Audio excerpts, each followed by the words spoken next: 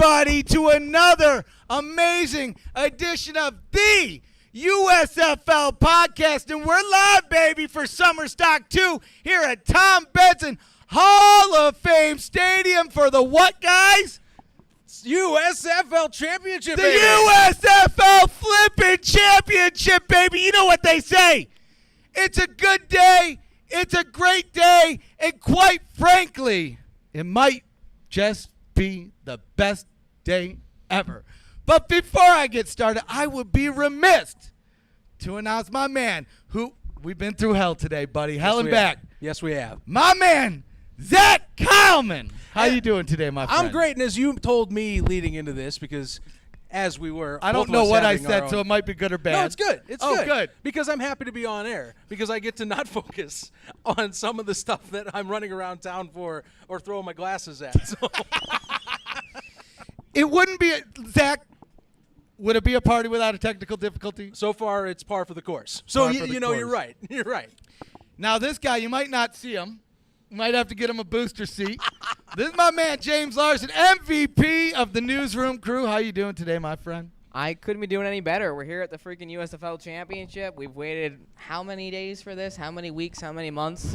You know, it does feel like yesterday we were just here a year ago. But look at this. We got an awesome setup. Hopefully the weather holds up. I'm excited. So I hope it rains.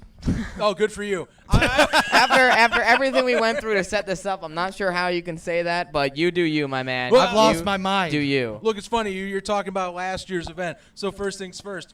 Amazing venue that we got set up here. Got to give props to the league, by the way, with the assistance, because we were all the way on the opposite side last season. In the dumpster zone. We were by a construction zone, essentially. We had mounds of dirt. Lucky to be there, by the way. That is a true story. And this place has, we'll talk later, evolved so much in the last 365-ish days.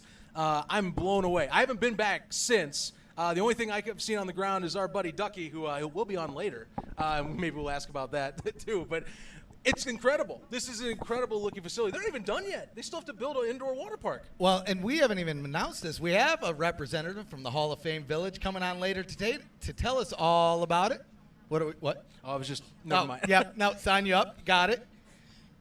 Who else we got on the show, Zach? We got a whole bunch of good people. We do. We got a lot of our community guys here. I'm going to wait for the biggest one we have on deck last year, because, of course, we got James starting things off. We got Ducky. We got our boy Angelo over here coming on from USFL today. We've got others, including Luke Miller's going to be on later, our Stallions correspondent as well. Where is Lukey boy? I think he's roaming around town. Tell him to roam on over to SummerStock. I've checked his social. He's very active on Twitter. He was by one of the mural. I don't know where this is at, but it was one of those like classic road trip Canton murals, kind of like you see like when you go on a postcard. It's one of those postcard type of drawings for it. So he'll be on later. Our big star of the show we're going to have on in just a little bit. We are going to have the Sportsman of the Year for the USFL joining us in just less than a half hour. Ethan Westbrooks. Woo! Sign him up, the Michigan Panthers. Let's hunt. The Panther. Let's get it. The Panther might need to make a return. You know who the Panther is? The #1 Panthers fan. Alter ego. Yes. Sign us up. Well, we saw like Dr. Jekyll and Mr. Hyde earlier, so I figure I got to keep them coming. I know. Hey, speaking of the Panthers, of course I'm wearing this. I've gotten commented at least 3 times in the last few hours about, you do realize they're not in the championship, right? You know the Maulers are in there. You know they're not playing. I get it. I am here in spirit. That's the deal. They're rubbing salt in the wound, man. They're rubbing the salt in the wound. Can I just rep in peace, please? You've already admitted defeat. I have. I did it on live stream last week. Oh, boy. Do you want to do a little bit of behind the curtains? Yeah, let's do it. Because there is no curtains on the USFL podcast. When did we get this all working? Maybe like 5-10 minutes ago. I love it. It would not be spring stock or summer stock if I didn't want to like gouge my eyeballs out or do something minutes before we went live. You and I both went through it too this time, so that was a little bit magical. Usually you're the calm one and I'm the crazy one. That's why I was like, okay, I need to take a step back because Zach's getting angry now. Well, look, I usually am chill, but if I get equipment that is starting to act wonky that I and I swore was ready to go. That's when I started losing it. Didn't think I was going to go to Harbor Freight today, so have that on my list. And then I found a really great local audio store. I think it's like Good Family Audio, Good Family Music. If I got that wrong, someone correct me in the chat, but shout out to those folks because they definitely saved us getting some XLR cables. If you know, you know. Yeah. So now hey, you know what? People online, you're missing out. I feel bad, but for all the people in attendance, we got SummerStock shirts free of charge, one per person. I'm looking at you, Buckeye Mike. One per person. Speaking of which, we got a little surprise for Mr. Michael over here later today. We do, actually. Yeah. It's not your birthday. He doesn't know what we're talking about, but he'll know. He'll know. We got something. We got something good for you. Oh man. Yeah.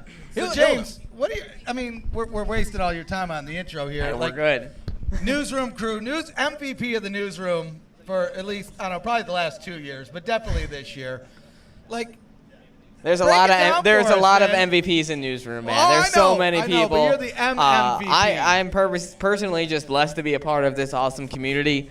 We've enjoyed so much between last year, this year. We have so many spring football leagues going on right now. But the USFL finishing season 2, what more could you ask for right now? And I'm just excited that we get to see another champion in spring football. I mean, we waited for a champion for so long, finally got one last year. Now we get another one this year. I mean, what more could you ask for, right? Well, I think the storyline's fantastic. They've been hinting this all week, and then, of course, at media day, all three of us were there, and they kept hammering it home because, players, coaches, they listen. Number one offense, number one defense. And, they did bring up, of course, the forgotten side of the coin in these battles. What about the other two? And it is an intriguing discussion we'll have as the show goes on. But the fact that the Maulers are pulling a worst to first is something that is fascinating. It's been a fantastic turnaround for them. Kudos to how they finished the year. And we're going to get to talk about them because that defense is formidable, man. I mean, if they get things together, they have vocal leaders like they're in there, Boogie Roberts and Tarpley and Tizino. Got to rally the troops. Anything's possible when you have guys that believe in each other. I feel like one of the underappreciated storylines in the USFL this year was the Pittsburgh Maulers defense. I mean, not enough people are talking about what this defense has done, and Jaron Horton deserves so much credit for what he's done with this group. When you look 1-9 last year, they had a great defense. I mean, they lost so many of this game by just one score. They were right. The defense was keeping them in it the whole time. So this year, it's been impressive to see them. The defense still doing their thing, and now the offense is finally getting that rhythm. Mm-hmm. Scored 31 points last week in that win against your Panthers. I know. I'm sorry. I didn't want to bring that up, but it is relevant. Hey, our Panthers. I am the Panther, the number one Panthers fan. I'm sorry. I thought you I love that I'm the only one here from Michigan, and I'm not even a Panthers fan. What's going on? What is going on? You should be ashamed. You're also a Vikings fan living in Michigan. You should be ashamed. Shun this man. Boo. Kirk Cousins supremacy, anybody? Fan. You can hold on. Is anyone here a Packers fan? Out. No, I'm kidding. You can stay. FTP though. Sorry, bro. FTP. Oh boy. Anyways, the Pittsburgh Maulers. Oh man. Well, it is funny. Speaking of the Vikings, I mean, this Maulers defense does remind me of some of those Mike Zimmer defenses that we saw with the Minnesota Vikings. Some of those teams were just incredible. I remember watching them. Nothing came out of it, but hey, they were solid. Yeah, that's not a bad choice. I think if I'm looking at like NFL comparisons to me that come to mind, I look honestly. I'd say something along the lines of like one of the Super Bowl defenses, like say, absolutely, maybe like not the 2000s Ravens, maybe like the 2012 Ravens or something like that.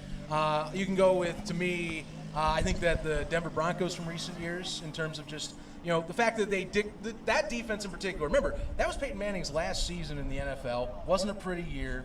They had to ride their defensive front to those dominant victories. I mean, seriously, that is the last defense I can think of that I think ultimately decided the fate overall of a group. Obviously, the 02 Bucks comes to mind when you talk about defense wins championships, but I really do think that Broncos squad from 2015 stands out as an example of saying, hey, you got good enough defense, and then you just got to give opportunities. You can ride things to a Lombardi or a USFL Championship, to be named possibly something else, I imagine, in the future, given what we'll see with the history.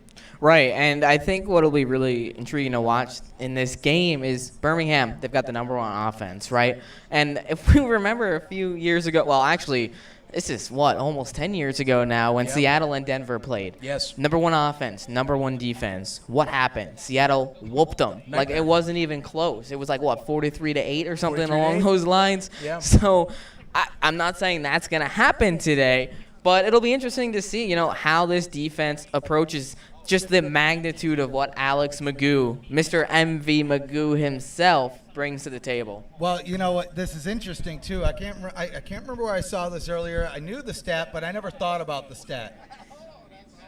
The Stallions have only lost 3 games since the league has come back. Yes. Dynasty. And the Maulers force a 4th. I mean, I'm waiting for my pick at the end.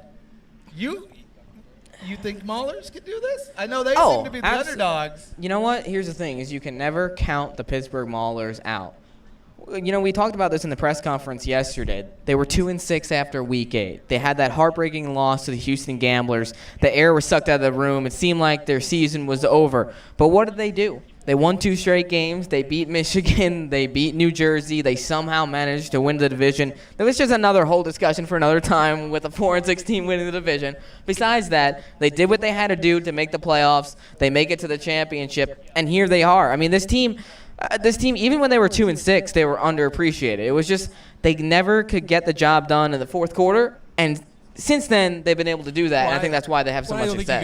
I don't think you can understate how underappreciated they were. We had the stars labeled instantly. Once they got into a role, once they pretty much got everything in order against Pittsburgh, their second time. When they came in, they scored 37 here in Canton, and the score didn't really match up at all with what had been going down on field. We thought it was over, and Philadelphia did have a tough road, but they did let some things slip away with New Jersey, and they did let things slip away / get injuries at the wrong place, wrong time against the Panthers in Detroit, in one of arguably the largest crowd of the season there in Detroit too. But wild finish to the end for the North. I do think that the North has something even more to play for, especially when playing the Stallions. Stallions are undefeated against every North team they've played since they've come back. They are, of course, looking to see if the North can have its first championship since its return. Otherwise, we're going to have a fun, I think, AFL, NFL conversation on, the North's just going to keep on being the little brother to the South division here. Is that what we're going to be talking about for years to come? And you know something I just thought about? The Stallions have 3 losses.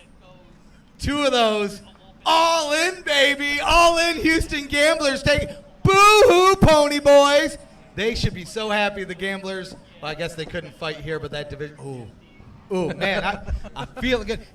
We're not going 12-0. We're not going 24-0. 36-0, baby. The next 3 years, we're going undefeated. All in. All in, baby. Alrighty, so 2023 championship. The Birmingham Stallions and Pittsburgh Maulers are featured. I'd love to hear your thoughts on just who you think has the advantage, like in the first and second quarters, because we watch these games, and it seems like whoever gets that edge first, second quarter typically wins. Right, we've seen some comebacks. Philadelphia had a comeback last year in the championship, but Birmingham ended up pulling away. What are your thoughts on that? It's tough call. I really think it depends on how ferocious you see Jaron Horton's defense come out.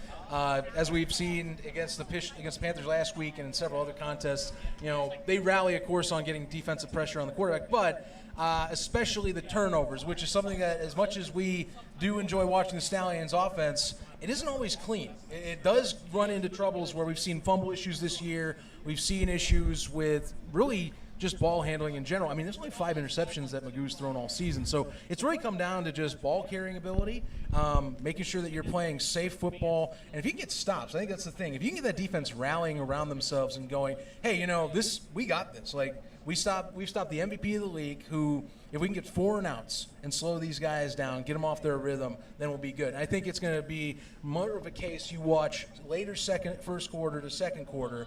A lot of teams in terms of professional leagues, even in colleges, you got scripts. You got to go through your scripts first on the offensive side of the ball. Defense has to react to it. They get to read each other. Then it's all game. Coordinators usually jump in even further and start making calls on the fly. We'll find out how good that script is for Skip Holtz or John Tomlinson when they have to run their offenses. Because Birmingham's defense ain't no slouch. That is one thing I think that we don't talk enough about. They are no slouch. They've made adjustments all year. John Chavis is a madman, and he does send blitzes like a madman. I am wondering how they're going to combat that, because Troy Williams, as much as that offense did a fantastic job last week, they did. Could not believe that there was little to no pressure on Troy Williams. The only sack was Frank into busting up the middle for a well-timed blitz. How do they handle that? How do they handle that front? And especially, you're going to see, I think, a blitz-happy John Chavis. Now he's got Scooby back in too. Oh, yeah. They're going to be going hard trying to get him off his feet. I can't wait to watch Shark Dog in the championship I know. again. It was electric last It year. is We all Stallings' remember performance without exactly. Shark Dog. Now, something else that I want to touch on, which I think is interesting, is Alex Magoo. How do you contain this guy? It's I want to hear what you think on this because it's What's the question? Alex Magoo. Like, how do you contain him? Because on the broadcast last week, Joel Klatt and Brock Hewer were like, Joel, Brock, what do you do? How do you stop him? And it's like, it really is a genuine question. I don't know how you slow that guy down unless you somehow manage to keep him contained, which is nearly impossible. Well, I'll tell you. You want to know how to contain him? Tell me. You get the Houston Gamblers here. Of course. You let their defense take care of them all in. Like I said, 2 out of 3 of their losses come from those Gamblers. But for real, I jokingly say that. If anyone's going to do it, it's this Maulers defense. Number 1 defense in the league. Can we take a moment, a round of applause to Jaron Horton? Actually, the whole Horton family. I mean, seriously, Jaron and Ray Horton have been quite a blessing on not only the Maulers, but just the USFL. For Ray Horton, for his signing, it's been a slam dunk for that team and for the league. And here's the thing. I stole some of Ray Horton's advice already. During the press conference yesterday, during media day, he says one thing he tells his younger players. These are the good old days. These are the days that you're going to look back and remember, and I've already used that advice to folks around me. But at the end of the day, they just need to make him have to get rid of the ball fast. They can't let him run around outside the pocket. They need to attack. They need to get him off of his game, off of his feet. Push him down, hurt him. Maybe, and dare I say, I don't know if anyone would like me saying this, but I'm going to say it, do some mean-type penalties early to get him a little bit jittery. You know what I mean. We've all been there. One flag at the beginning of the game might hurt you, but if it scares the quarterback, it's going to pay dividends early on. Oh, you're talking get him out of his You're rhythm. talking like a tough guy routine, like in hockey, where you Like get shoulder an check him shot in or extra, something. like a late hit. Don't actually do this. But you get where I'm going here. Like if you accidentally did it and be like, oh my God, I didn't hear the whistle, right? Oh, man. I don't even know how to respond to that. I don't know about you. I mean, I think he's right being tough. That's what I'll go as far as that for sure. Because I'm very much. I think that the hockey philosophy of like getting your shots in that does rattle guys. So but of course legally don't wait don't hit in the head. Of course, no one should be hit in the head. Yeah, don't do that. Don't even hit in the head. No. Don't hit. You can't hit late. I think that there are opportunities you can get guys below the rattled. waist though. Right? Yeah, No. back off that. I'm not gonna condone any of that. Listen, I've had a rough day, guys. So this is what happens when I have a rough day. I think we gotta get pads on you. You can get out there and maybe get a Houston Gamblers jersey on and show them what's well, up. if I had a Gamblers jersey out there, the Panthers or not the Panthers, the Stallions would just give up. They'd be like, "Oh, the Gamblers are here. We gotta go." I'll tell you to further his Gamblers talk. What they should, if they really wanted to play it superstitious, put a G sticker inside every helmet. Yeah, there you go. There we go. I don't know if that's a good thing though, or if Ray would be like, "What are you guys doing? We're not Houston. This is us. This is our team. This ain't no all in. This is hammer down." So I'm curious. I put a poll up on the live stream. Right now, believe it or not, the Maulers are edging it out 55-45. Everybody loves a good underdog. Here's what else I need you to do. If you haven't voted in the poll, vote in the poll. Click the like button. I don't know how I haven't gotten to this already. Subscribe. Click the bell. Hang on. I need to just point out one comment. Pierce Sports Productions. Dang, James is short. Oh. Can't escape it. Well, actually, you know what's funny? We actually did this to James. He is actually on just like a little mini stool. He's actually really short. Or tall. He's actually really tall. I bet if you get me out of here, this helps his image. Anyway. I hope they can see me. Yeah, right. I hope they can. Here, move the cup out of the way. Okay, now you're good. Oh, man. So, man, Too much I am fun. looking forward to tonight. You're going to be out on the field. You're going to be getting all the shots. We're Oh, going to yeah. have, USFL Newsroom, the number one source for USFL news. We're going to be having a recap. Probably not right after this game because it's gonna end at like 1 o'clock. Or deservedly so. Deservedly slow. We deserve it. We deserve it. But tomorrow there will be a recap. I think everybody's going to be reveling in the party tonight anyway, to where after this game, and it's a late game. Let's talk about that. USFL After Dark. It has delivered every game. We're after dark here. They said it was going to rain. They said it should be raining right now. There's some clouds in the sky. So far, so good. We're going to knock on plastic. Hope for the best. Now, to circle back to your After Dark comment, I mean, the USFL After Dark this year has just been ridiculous. You look last week, again, I'm sorry to bring it up. Prime time's the right time, though. I'm going to knock you for talking about it that way. With the overtime playoff game, the first USFL overtime playoff game that we've ever watched, I mean, it was electric. It was down to the wire. You thought once Trey Quinn had that touchdown, they went up. It was like, oh, Michigan's coming out of this one. Pittsburgh marches right down. Troy Williams gets the job done to Ishmael Hyman, the former Panther. I mean, you couldn't write that any better. I mean, it was just a perfect story. And then all of a sudden, Cole Murphy, ice in his veins, gets a job done from 48 yards out. We go to overtime, and then it was just an epic performance. I gotta say real quick, that crowd was engaged. I know there were some people who were saying like, there wasn't too many people in the crowd. I was on the field. I was there. I was gonna say, you're at the game. There was Panthers fans on one side. Let's go Panthers. Let's go Panthers. On the other side, you had Maulers fans. Let's go Maulers. And they were like literally battling it out between the chants. It was so much fun. We heard it on broadcast because that's one thing. NBC, they don't try to, they don't worry about the hub size or anything. They let Nat sound go. And so you can hear it on broadcast that the two sides of the stadium are trying to win out. I mean, for the Panthers, that's the thing. That one thing they discussed with the Canton Hub, and that they were talking about what reasons why they left certain tickets as flexes if you wanted to take them, is that Canton's not terribly far from Detroit. It's still it's a road trip. I would know. It's not a bad road trip. I love road trips. 3-hour road trip. I take a 3-hour road trip any given day of a weekend because it's short. That's a short road trip to me. So they had a lot of people down here from Michigan. That was an electrifying game on television to watch. I definitely was panicking. Mike Pereira definitely gave me a heart palpitation when he tried to say, "Oh, that's a hit the head face mask." Didn't turn out to be. So good game. And it's not innings. OT, it's not innings. That's one thing. Even Daryl Johnston said at media day, "Don't call them innings. They're not innings." They are not. Clear that one up. They are not.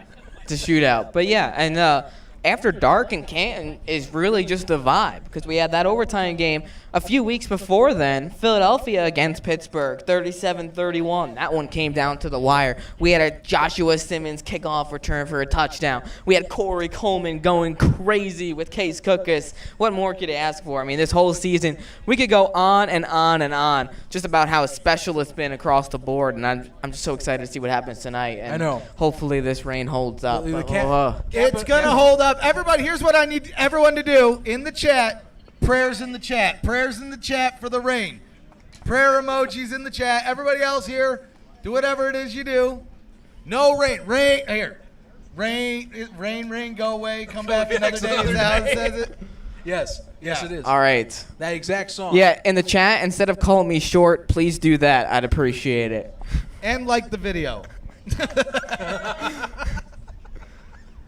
So I saw Mr. Miller showed up, Luke Miller, there MVP number 2. I got a great little idea for later because we do have technically opposing correspondents on show today for this championship. Yeah. I think we need to have a debate battle between the two. Ooh, that would be fun. I think that's going to happen. I feel bad for Luke, though. I mean, I wouldn't want to go toe-to-toe with Ducky. I guess I wouldn't see him eye to eye, though. Singer! Man, I'm on point today, boys. I got really riled up with all those technical issues, and now dude, it's all all just spewing out. State of the newsroom. What'd you think of the speech, guys? It was a great Solid speech. Did it give you Excellent goosebumps? speech. Hey, it gave me goosebumps for tonight for sure. These are the inches. They're everywhere around us. If I memorized it, I would do it right now. They're everywhere around us. I mean, because that's what living is. The 6 inches in front of your face. All right. you get me started, I get always energized because of you. It's just the perfect way of working. Well, you know, before we get on the show, what do I do, Zach? I'm a goofball. I'm always like, hoo, hoo, hoo. Like, you got to get in the zone, bro. And you know it. Spring football. Every show. Can confirm. My method is maybe get a glass of water, sometimes an energy drink, and then we just, hope to God this engine revs up while we're getting in. Water gang gang. I mean, how could you not be revved up about spring football I'm revved and up the right USFL? now. Oh, I know. I'm absolutely revved Oh, up. I know. I can tell. I can feel the Getting ready for energy. the show alone gets you revved up. Right. This Oh, one in absolutely. particular gets you revved up. Yeah, there was no way, because of how we were getting this ready today, that I wasn't going to sit here and go, all right, we're just here. Hit the ground running, baby. I see Jake hiding in the background. I'm going to get the podcast wrong, but maybe I'll get it right. Within the Shadows? Is that it? Panther Shadow. Panther Shadows. Panther Sorry, Shadow. bro. He's going to come it is to what you. it is. It's had like 10 names by now. Just careful now. Hey, I got the shadow part right.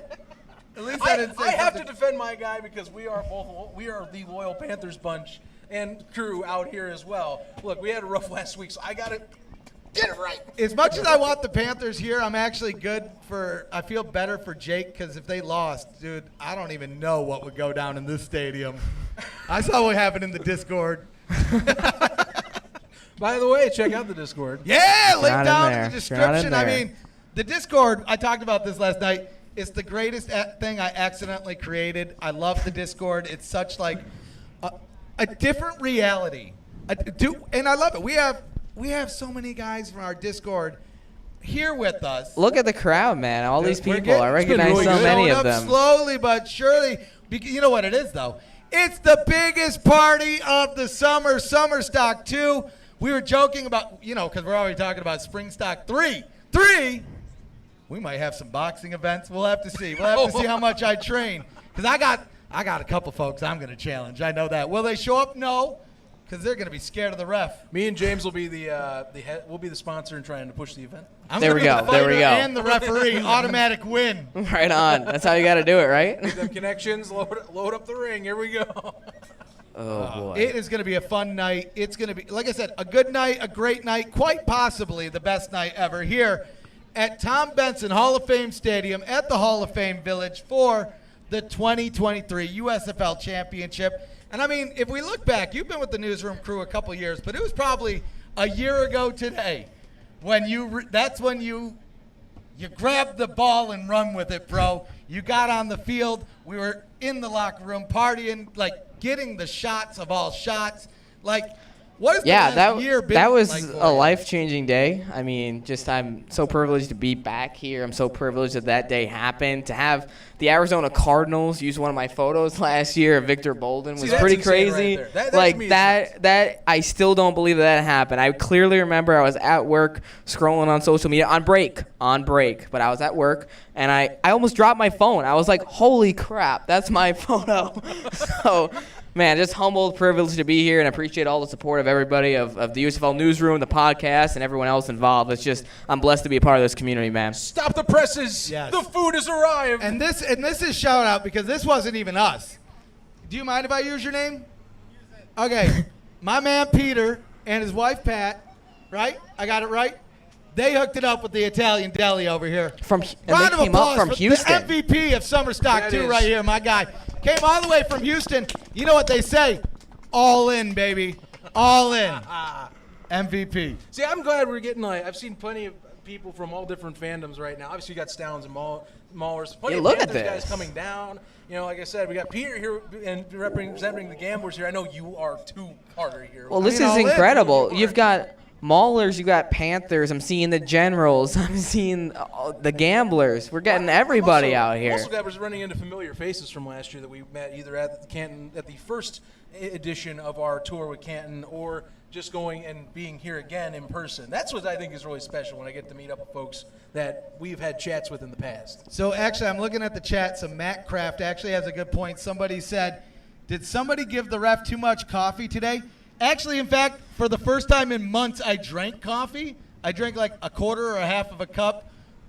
But this is what happens, boys. Real quick, I see Mike asked, what is the attendance expected for tonight? And boy, oh boy, it's going to be a dang good crowd. gonna And I be can't packed to wait. the It's going to brim. be packed just like last They year. opened more seats as of Yeah, this morning. they've so- been opening seats left and right. So get prepared for that.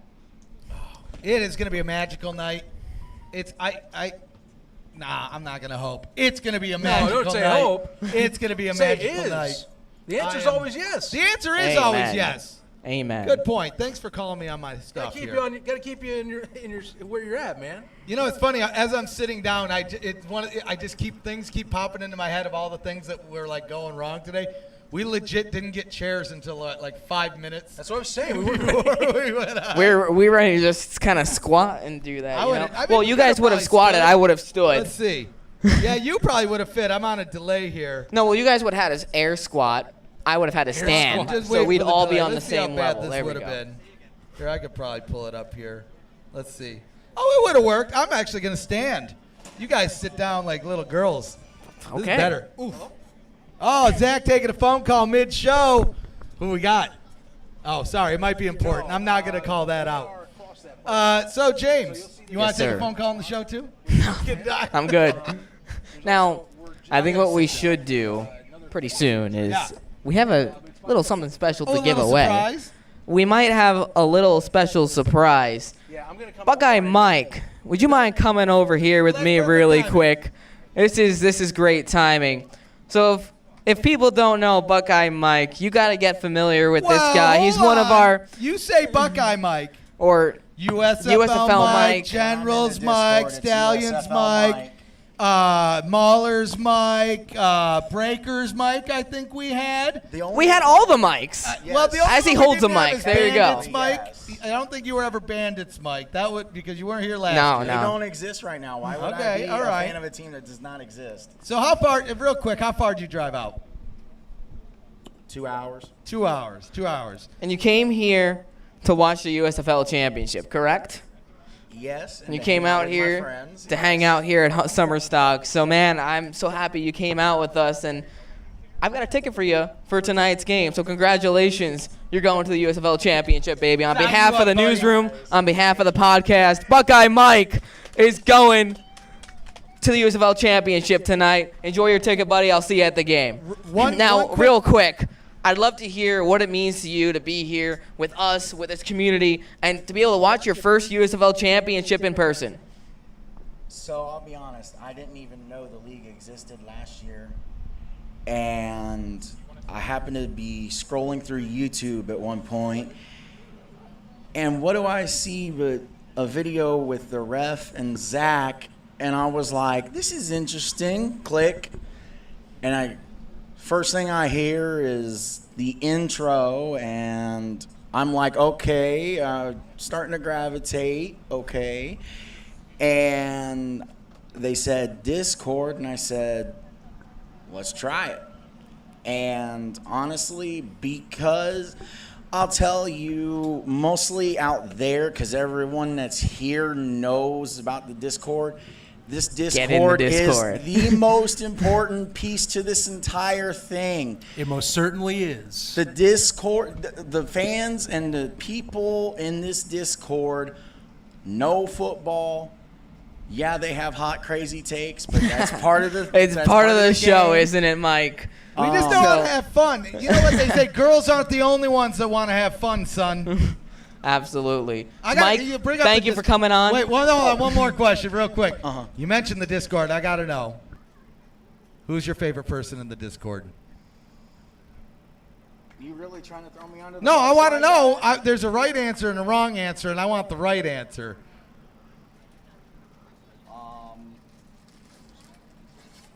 I don't really think I have. You're good. You're good. Sir. I don't I'm really. proud. I don't be really Jared think I have one specific favorite person. I mean, everybody has their positives in the Discord. I mostly gravitate towards you and Zach for obvious reasons. That was the right answer. There we Ducky go. is the coolest freaking dude. Second cool. Funny when he can be, little harsh, but you got to learn how to take them. And you mentioned women in the Discord and liking football. I did not mention women in the Discord. I want to give a personal shout out to our favorite female Discord member, Mel's. Congratulations. Mike? And when you ask me about my first championship game, I am excited. I've never been to anything on a championship level. This is awesome. I love the work you guys do. I enjoy being at every event that I've been at so far. And Right on. let's Motor have City some Meetup. fun. Motor City Meetup. It's great to Oh, meet yeah. you there and enjoy the championship tonight, Mike. Hey, good seeing you, because I see we got our next guest Ethan on the Westbrooks, docket. my man. I It's not just should like- probably hop off the Oh, you want to hop stick off. around for a couple minutes? Sure, why not? want, I mean, I mean- I did cover every game of theirs. Yeah, so. I mean, Right on. hey, Zachy boy, are you good? Okay. No, whenever you're good. You don't have to rush. I'm just saying we're ready whenever you're all ready. Well, No, I want yeah. to make sure I bring this in because this is it's a two-part special because of the fact over a little massive guest, but also on my favorite team. The fact that it's my fandom, you know. So I get to bring in Sportsman of the Year for the USFL, Ethan Westbrooks from the Michigan Panthers. Give him a round of Give this man a applause. round of applause. Let's hunt, baby. Come on now, man. What's up, man? Good to see you, buddy. This man has been doing some incredible things out in Michigan for the league and for communities out there. Seriously, I can't say it enough. Bring up on the mic. How you doing today? I'm blessed. I'm glad to be here. I appreciate y'all for inviting me. It's an honor to get that award. So I'm kind of speechless about it. I didn't expect it, and I didn't even honestly know there was an award for it. So literally just being out there in Detroit, it was. I was new to it, so being able to go out into the community, see different things, it was a pleasure. Yeah, you're originally out from the West Coast, just Yes, to sir. confirm, right? I can So- tell because you're wearing a coat right now. And I no joke, because I just flew out from Houston. I got here the other day. I was like, I need to buy a sweater. Man, I thought it was going to be cold today. I looked up the weather and everything, seen the gray skies, the wind. So I was like, yeah, it's probably going to be pretty chilly out. Walked to the car, I'm like, yeah, I could have left this in the room. So. Dude, I'm glad you're here. And honestly, of course, jumping on, I love seeing what the league has been doing in terms of getting into communities. I think that's just been we get to not only watch it, but we get to talk about it in and out of the league with people, and it's awesome seeing the social media of it. We don't even get 100%, but like what we see is incredible stuff you guys are doing. And I'd love to just kind of let you touch on. I mean, a lot of items just affecting kids in the community, schools in the community. Touch on a lot of stuff you've been doing. Honestly, I gotta say big ups to Miss Stacy. She's I think the person that does all our, for the most part, does all our media stuff when it comes to the community, the outreach. She actually helped me since day one with, I don't know if you guys seen the last post where I gave the kids, The they Jordans, race. right? The Yeah. Jordans. She's been working with me on that all year to find kids. As hard as it is, you can believe. We worked all year for that, and honestly, just to be able to see the smiles on their faces was super dope. But no, she, I think, is responsible for a lot of that output. And always hits us up like, do you guys want to do this? We got this going on. I try to pretty much stay involved in it just because, honestly, our days get done at probably like 4 o'clock p.m. in the afternoon, so after that, you pretty much have the day to yourself. Sometimes I like to try to stay away from the weights. My daughter tells me that I lift too much because sometimes I'll go after practice. Too much. Man, like if it's a For thing. DL? Like if it's a thing, she obviously doesn't know what an O-lineman is. So, when I'm, just in my own world and be able to do stuff, give back, meet different people, new people, it's an honor because you kind of don't, just going out, COVID was big. Some people still don't like to go out. Right. So being able to go out to your community and see people, meet the kids, meet the people who want to meet you. And that might not be on purpose. Like I said yesterday, you could be at the grocery store sometimes and people just, recognize you like, man, you're a big dude. What do you do? Most of the time I just want to tell them I'm a nurse, but that really doesn't work. Hopefully it'll be my next profession. Well, I was just about to say, because you mentioned that immediate day, that is kind of what you're looking, I'm maybe hoping future-wise too. That definitely, when football is all said and done, I will be going back to school to finish a nursing degree so I can go ahead and get in that field. But no, the community, and wherever you playing football, I think you kind of owe it to them. Whether they come out and support you or not, it's kind of, I think, on us as athletes and in sports to want the community to come. You know, you got to bring them into it. Not everybody's a football fan per se, but they can always be a fan of you. And I think that kind of goes a lot further than touchdowns and whatnot. That's genuine love. Well, I think what's great, you get to have access to the USFL and Fox's social teams, also giving that inside look and that exposure to, you know, this is not just something that, you know, we don't always think about the lower communities or other items outside of football. So, you know, you're going into greater Detroit Metro, you're going into that, you know, into that southeast Detroit, to southeast Michigan areas, and getting to kind of show that off too, and what's being done and show, and the people that do live there. I love that aspect of that. It's really dope because you get to see the people, like you said, not everybody gets to get blown up on social media or Instagram, whatever, but you get to meet some of the coaches that genuinely want to coach, that genuinely care about the kids, that maybe don't get that recognition or that don't even get that look. But to go meet them and greet them and tell them, you know, how much you appreciate them. Like, these are your stars of tomorrow, per se, and we get to go out there and meet them. They look at us like how we looked at Ray Lewis or Aaron Donald or Tom Brady, and they get to see us as a professional athlete. Yes. And representation is very important to let them know, you know, listen to your coaches, stay on the right path, go to school. I was a person that I didn't get to play my junior year in high school, and I try to let kids in high school, even the junior college kids that I go back to, like, you got to take care of your grades. School is very important, from attendance to what you do when you're there. Just don't show up in a seat, you know. Figure out what you want to do. I didn't know I really wanted to do nursing until my junior year in college. And I wish I would have knew earlier, because I would have actually been going to school for something, not just going to be eligible to be on the football field. So I try to give that information to them to let them know. And even the ones that don't care for sports, man, you go ahead and be the next philanthropist or president, doctor, lawyer. Like, it's a profession and it's what you want to do. So that's what's the greatest thing about it. It's your dream. Like, and don't let nobody tell you different. Everyone's got their own journey. Absolutely. Everyone's got their own journey. I'd love to hear, we got the two guys from Michigan or in Michigan, especially one that was Born and raised. Born and raised in I got a Detroit. question. No. I think I mentioned this at Media Day yesterday. Detroit, they say good people, good food, and good times. Yeah.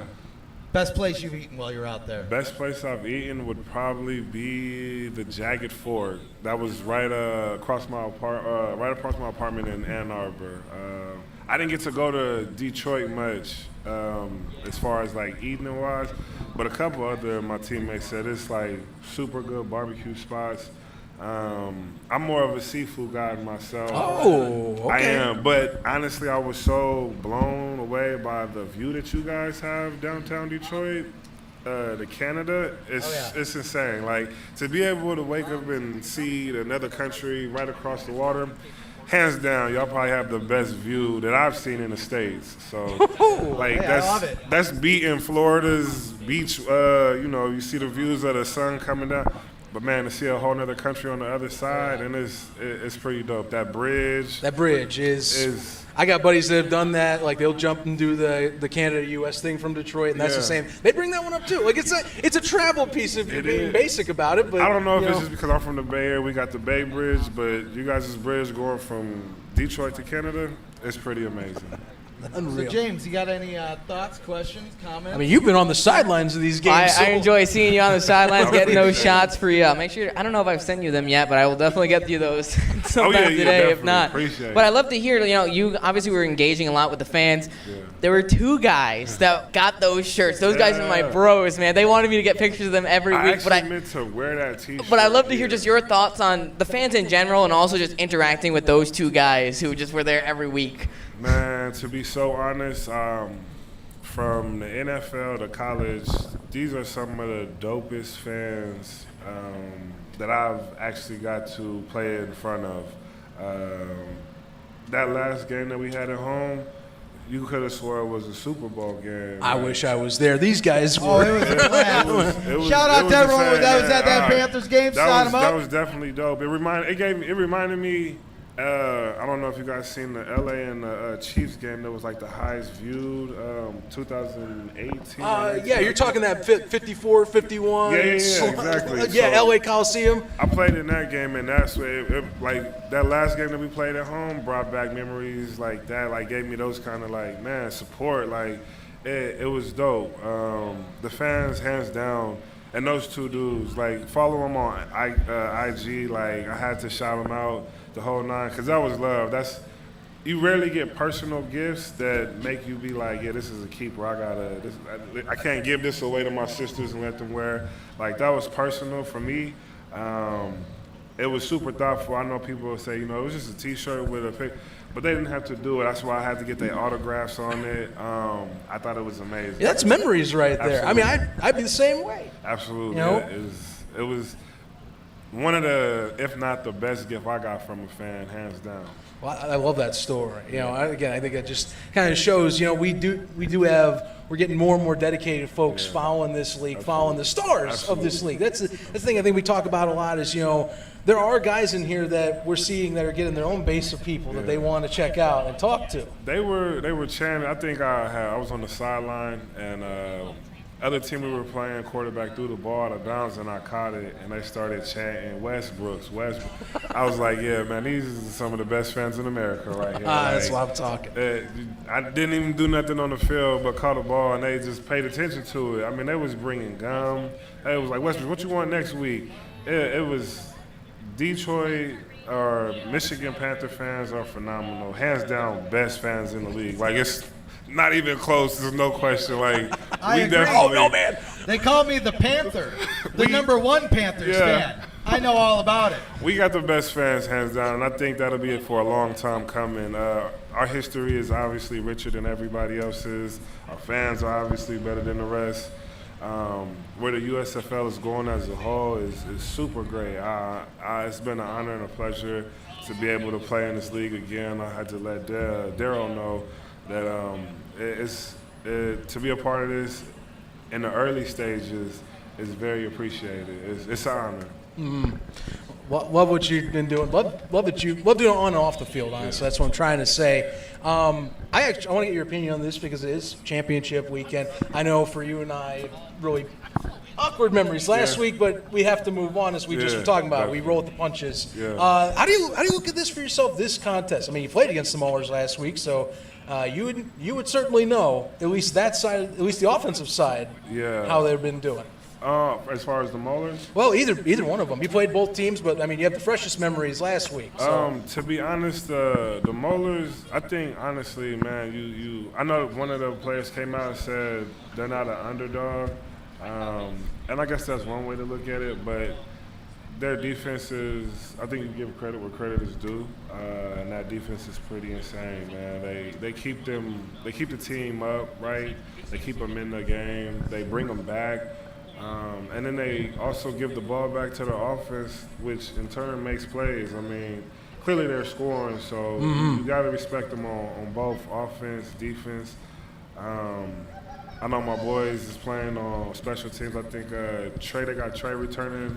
I'm not sure. They might have him back there returning punts and kickoffs. But Bailey is a monster, and I've been telling people this since I played with him last year. Gaither, I was so glad to see him come back. Yeah. I mean, no offense, because he was on the Ravens, but like when he got released, I was wondering. Man, I was glad to see that guy coming back. He's a terror. Dude, he had that one crazy one-handed catch. Come on, man. Like, No, I had to bring it up. I just actually reposted that today on Instagram. I had to tell him good luck. Like, and he's from California too, another Bay Area cat. Madre, been running excellent. I think that's like I said, I know some people might not want to be the underdog, but that's a big dog that's an underdog. So I think, you can't sleep on them at all, man. They coming for a chip. They hungry. They coaches. Coach Courtwright got them boys on the D-line going crazy. Big O, that's my old D-line.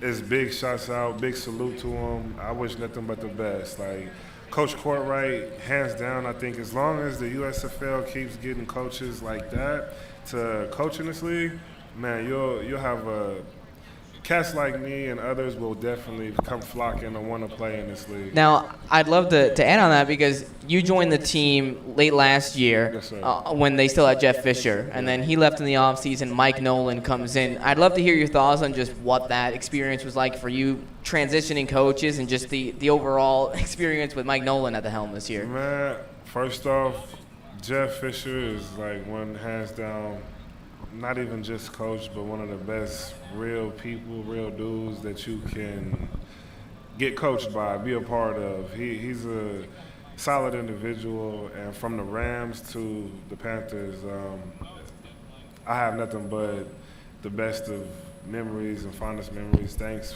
Fisher. Transitioning to Nolan, another, once again, great coach that coached in the league, won a Super Bowl. I'm pretty sure more than one Super Bowl. So it's so much knowledge there that you can learn from him. And that's literally from a coaching standpoint to a defensive, the way he looks at defenses and whatnot. He's a great dude. Nolan was good. And you can see that with the team as far as how they just were led by him. I know Nolan said, it wasn't too many, adjustments at halftime. But I think that's just because so many cats play off of Nolan's energy during the game. They don't want to let him down. They know Nolan's expectations are, up there. And so when you get somebody like that, cats just want to play for him. I like to hear that. That should be a heck of a contest. Yeah. Should be an amazing day. We're glad to make it that have you as part of our day because that just makes our day better. So it's great to have you on. Before I don't want to lose any other questions, guys. I do gotta ask, that grill is sick, man. Where'd you get that from? I gotta ask. Yes, sir. You said where I get it from? Yeah. Or how long have you? I just love to hear the story behind it. So I'm not really big of a jewelry guy, and I know being in the league, you see cats that go crazy about it. Right. I just never cared for so much jewelry, but the grills, I don't know why, it flocks to me, it speaks to me. So I just, I've always been a fan of it. That's one of the first things I always told myself I wanted to reward myself with once I got in the league. But now I get most of my grills out of California. I got a little collection back home, Nice. A couple of them. And yeah, that's... I just moved to Arizona, so I'm trying to build up that West Coast look. If you catch my drift, man, it's so different from Arizona to California. You got even Las Vegas that's booming now. I think a lot of people forget about Washington Upstate, but some of the best seafood you'll ever get. Oh, right on. That's I know people rave about how it is on the East Coast, but you come to that West Coast. I'll tell you from experience, seafood's better on the West Coast. Yeah. West Coast. Sorry, East Coasters. It is what I it am is. from New York, so Hey, get out of here. I'm a New Yorker. Just waiting for someone from Baltimore to show up and be like, He comes from the Little Apple. South Carolina, I've heard they had a lot of good food out there. My brother, when I was younger, went to school in Virginia, and some of the most, they're getting creative out there, I guess, to compete with the West Coast. But, we appreciate it. We take all competitors. Oh, Ethan, it has been a pleasure. I'm so glad to have you on. Appreciate it. Congrats again Thank you. to your accolade. It is definitely an incredible honor and one that you well deserved. We're glad to have you as part of this league and part of this show. Thank you. Ethan Westbrooks, everybody, Sportsman of the Year 2023. Appreciate it, sir. Thanks very much. Thank you, sir. Oh, no, thank you. So, yeah, hey, another round of applause. Seriously, he can't get enough of them. He deserves it, man.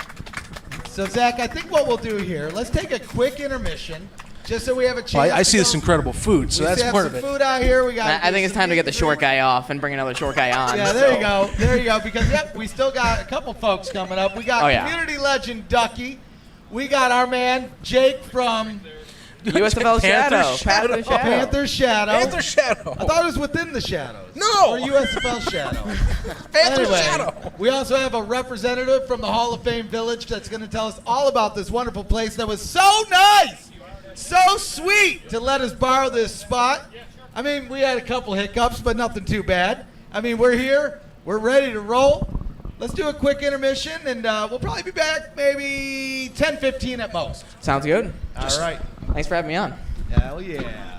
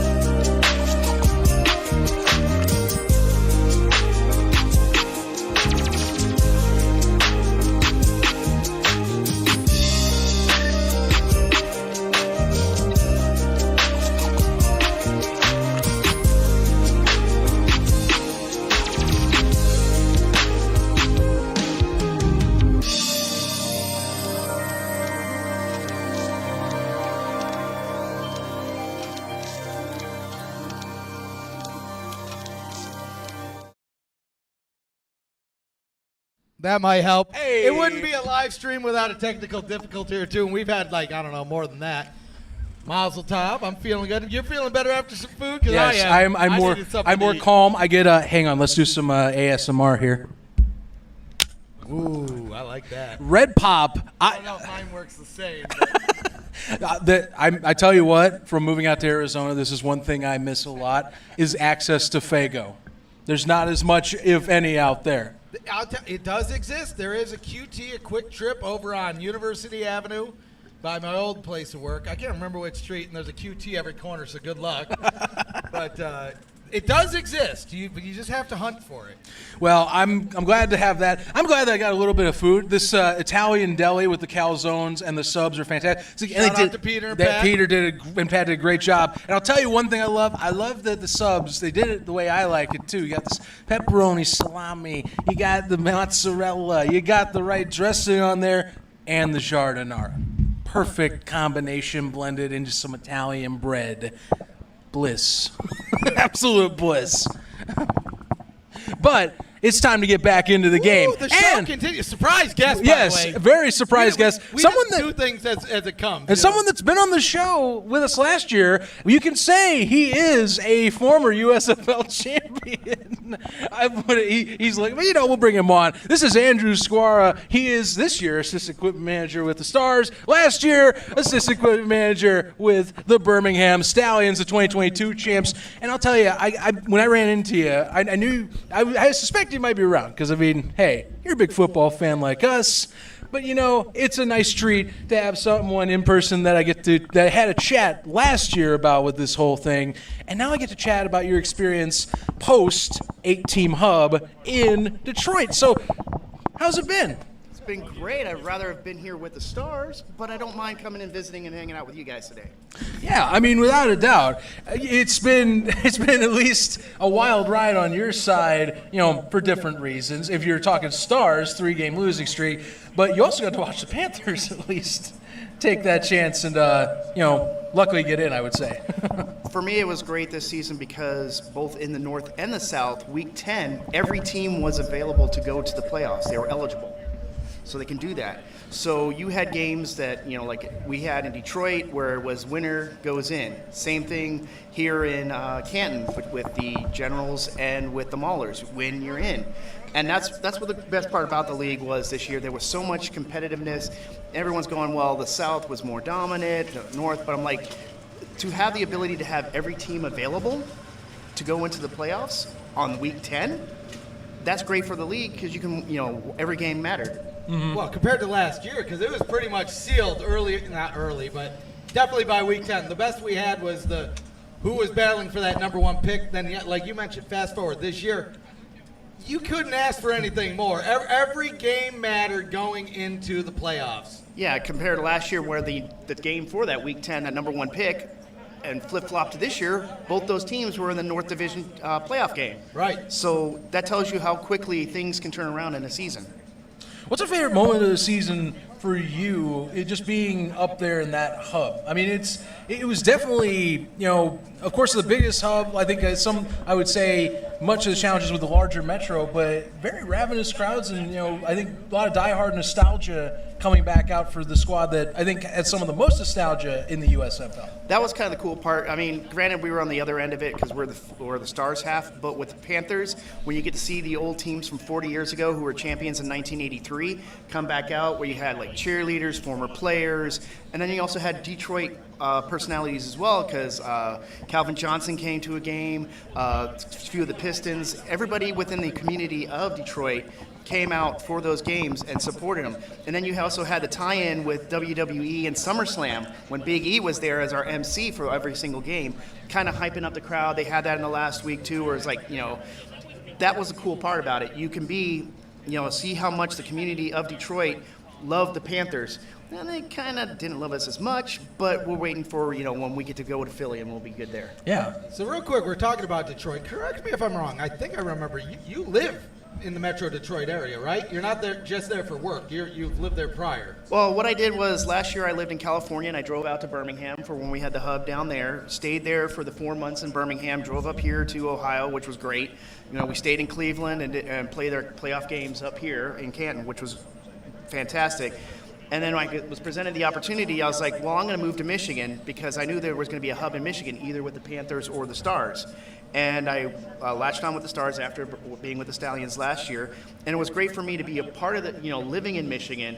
And I was just mentioning before off air, I was like, I've been to Canton now. This is my 6th trip this year, not including when we came here for our media day, for technically our first home game, which was the Panthers and Stars, was here in Canton. And then also to play games, the regular games, and I went to last week's playoff and this year's championship. It's great to be a part.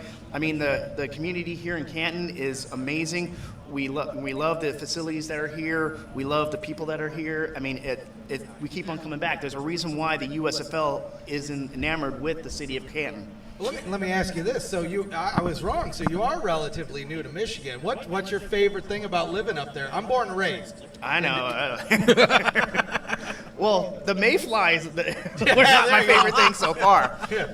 Or the winters. I have yet to figure. They said it was light this year, but coming from California, they're just saying that. Let's see. Well, being a Detroit sports fan, the accessibility to get to the sports. I mean, we were just mentioning that on our drive over here. That being in a part that.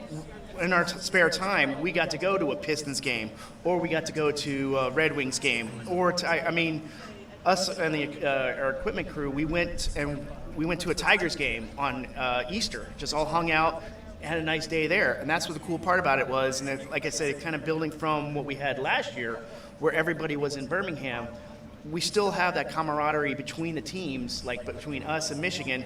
We do things together, and we go through things on our off time as well. And that's why we're down here too, for me, to support both teams, because I worked with Birmingham last year, and we do have people that I know, and we worked with the Maulers this year. Yeah, right on. Yeah, absolutely. I think that's a good tie-in to something Daryl Johnston said at Media Day yesterday, was that with the split to the hubs, with the leap to the hubs, as he put it, in the 4 new ones, there isn't as much of that in-person camaraderie that you got last season that I think he started to realize, he said, kind of missed out, because it's a little different when now you're getting guys in different locations, all that, but it is a jump. And I mean, like I said, you were in through both. So I mean, 2-hub system, you've told me back, or at least I recall back when we talked back earlier this last fall, hectic, but like you said, the camaraderie was there. Now is it like with 2? I assume a little less workload than having 8 teams to kind of balance, or at least you're 1, but you do help with some others if needed, right? And that's the thing too, because when it was all 8 of us in Birmingham, it was easier to work with because we're all there. We all can bounce off each other. And now it's kind of like what I called this year is the format. We had hub buddies. So when we traveled to Birmingham, us and Michigan went down there. And we'd work with the 2 teams that are in that city as well. And being that we had those prior relationships with the people last year, this year it's kind of like, oh, I miss my buddy, or it's like, oh, it's my cousin I haven't seen in a while. So when we came here, we would want to optimize the time of hanging out, working together, working with each other, helping each other out, figuring out, still kind of bring back those bonds that we had initially last year and develop upon them for this year. Because since there is that distance now, but this is kind of like I said, this is kind of like we have our hub buddies, and Canton is kind of like our sub-hub buddies because we're kind of like right next to each other here in the north. The same thing with Memphis and Birmingham. They kind of worked with each other too because of their proximity. Nice. Well, Andrew, I got to ask as well. So, Stallions, and I see the hardware on the hand there. Yes, it's You there. got a ring. That is the first time I've seen that in person. Impeccable design there. It is very nice. Piece It of is history, nice. You said. Yep. Yeah. Now, who you want me to pick for the game? I'm going to ask you about the game. We'll jump in now. You're right into it. Let's do this. All right. Okay. You have to talk about your ex-team in a way. I mean, you work for Stallions a little bit. You got the Maulers coming on up. Have been, I think, to many, one of the better surprises in this league season for sure. Number 1 offense, number 1 defense. That's been beaten to death, I think, by many columns at this point. Yes, it has. How do you evaluate this one? Same thing. I'm on the same kind of angle. It's like, which one works first? Is it the offense or the defense? Also, too, this is a new little concept. Our site, we didn't have to worry about the weather. Because we were inside. Indoors at Ford Field. Here, with the thunderstorms and everything, that's going to be, I think that's the X factor that people are not looking at. Is it going to affect the play? It could. We are literally in the calm before the storm. Literally, yes. As long as, let's just get through the night, then the rain can come. Let's just get through 4 quarters of action, right? Well, I do have to have this caveat here. Every single, like I said, I've been to Ken 6 times this year. It's rained every single time. Well, now we know why. Wait a minute. Out. It rained in April. It rained without the 2 games we were here. Every single time we've come here, there's been some kind of precipitation somehow. And people tell me here in Ohio, oh, it doesn't rain at all. I don't think so. Yeah. Gonna just make my new adage. If you travel with Drew, it's gonna rain too. I like that. That works for me. Find out if that works out next year. Andrew, it has been a very great pleasure, great surprise to have you on the show and talk in person this time. Give a round of applause. Andrew Scar, Sign him up, everybody. Sign him up. Applause. There we go. Well, it's been a blast. We got plenty of other guests coming on. I know. I got to get out of here. I think we have our next guest coming up anyway, too. This is perfect timing. Yes, we do. I'll jump out of here. I enjoyed it. You guys. Hey, party on. Grab a drink on the way out. Thank you, sir. Non-alcoholic. So glad to see you. Non-alcoholic. Don't come after me. Absolutely. Zach, are we having fun or what? I'm having fun. I'm not even going to go back to that joke because that was just too funny. Oh, yeah. I'm at SummerStock II. Biggest party of the summer. Biggest game of the season coming up. We got so much to talk about. We do. So much to talk about. We do. And we have plenty to discuss, I think, in terms, again, of this locale. Off microphone, real quick. Is that Heather Jeffcoat, or is that actually our guest? I think it's Heather. Okay, so our guest isn't here. What I'm thinking, hold on. What I'm thinking, battle it out. Okay. When she comes on, we can swap. Let's go do that. Yeah. All right. Sorry, guys. Behind the scenes, no curtains. I could have put this in intermission. Who cares about that? I think actually we tee this up. Do we have? Where's Frank Duckworth? Ducky, we need Ducky, you. Luke. And we need Luke Miller. We need a battle here. We got a Maulers fan. Epic debate battles of Stallions USFL fan. history. Here, why don't you take the host spot? Oh yeah. There you go. Moving on in. There you go. Oh, we got a I'll be the moderator. This is how this is gonna work. But the way we have it, so kind of on the fly, we were discussing this too, because we're thinking, okay, we got a bunch of our collaborators for the site coming down. Obviously, Ducky is around this area. Luke is from Birmingham. Yep. Opposite opposing sides, and so I want to hear a debate on who's going to pull this bad boy out. Because why not? It's not a debate. Wait, it's not a debate. Okay, well. There it is. Shark Dog. Yeah, he wants to join the Shark Dog Mafia. I'll tell you what. I'm gonna kick this off. Thanks, microphone, for me. Let's kick this thing off. So, how much overrated or underrated is the offense versus defense discussion? Ducky, you get to lead it. The Maulers' defense, they're not losing. They're not losing, huh? I'm sorry. No? They're not losing. I said it. Is that all you got? SummerStock. I was sitting up here in Birmingham, and I'm like, this Maulers' defense, they're going all the way to the championship. And everybody laughed at me. And now look where we're at. They're in the championship. He does make a good point. Now you are the returning champ, so this That's is a true. little different here. That's true. I do think, to go back to your question, the offense-defense obviously is like the matchup to watch, right? But it's kind of disrespectful to the progress that the Maulers offense has made throughout the season and the progress the Stallions defense has made throughout the season. Because at the end of the day, even if the Maulers defense contains the Stallions offense, if they don't score any points, if the Stallions defense shows up to play, it's not really going to matter if the Maulers, can keep the Stallions contained, or vice versa. So that's obviously the sexy storyline, right? Like number one offense, number one defense. It has been beaten to death. I cannot say that enough. It is the storyline that for sure talked about. For sure. But I think yesterday in the presser, I think it was Skip or Coach Horton, one of them, was like, this game isn't just between the number one offense and defense. And we also got a defense. They also got an offense. So these are both two very complete teams, and that's why they're here. So everybody's going to want to see Magoo line up across from Tizino and all that. But there's some other really important matchups, too. I think one matchup I do want to ask about, and it ties into the opposite side equation. So this one I think doesn't get talked enough. You have the Stallions, who are one of the lowest in the league in terms of pass rush and sack production, against the Maulers, who gave up the most sacks in the USFL. Who comes out on top? Who has that upper hand, given that you have two weaknesses as opposing forces? And I'll let Luke start as we're going to do reverse back and forth. There we go. Yeah, so I think with that one, I was talking to somebody else. Actually, I think it was Webb. He's around here somewhere. But the Stallions' defensive line, I think, has been underrated all season because they haven't got as many sacks as other teams. However, I think the league doesn't keep track of this, but I think if you kept track of quarterback pressures, I think the Stallions would be up there with anybody else because I know, for example, Dondre Tillman, our best defensive end, in the last, I want to say, 4 or 5 games of the season had like over 30 quarterback pressures just in those games alone. So the Stallions haven't always maybe got the quarterback down, but the pressure they've been able to get has been able to create, other chaos when other teams have been on the offense. So I think that that's going to continue with the Maulers, having some offensive line struggles tonight.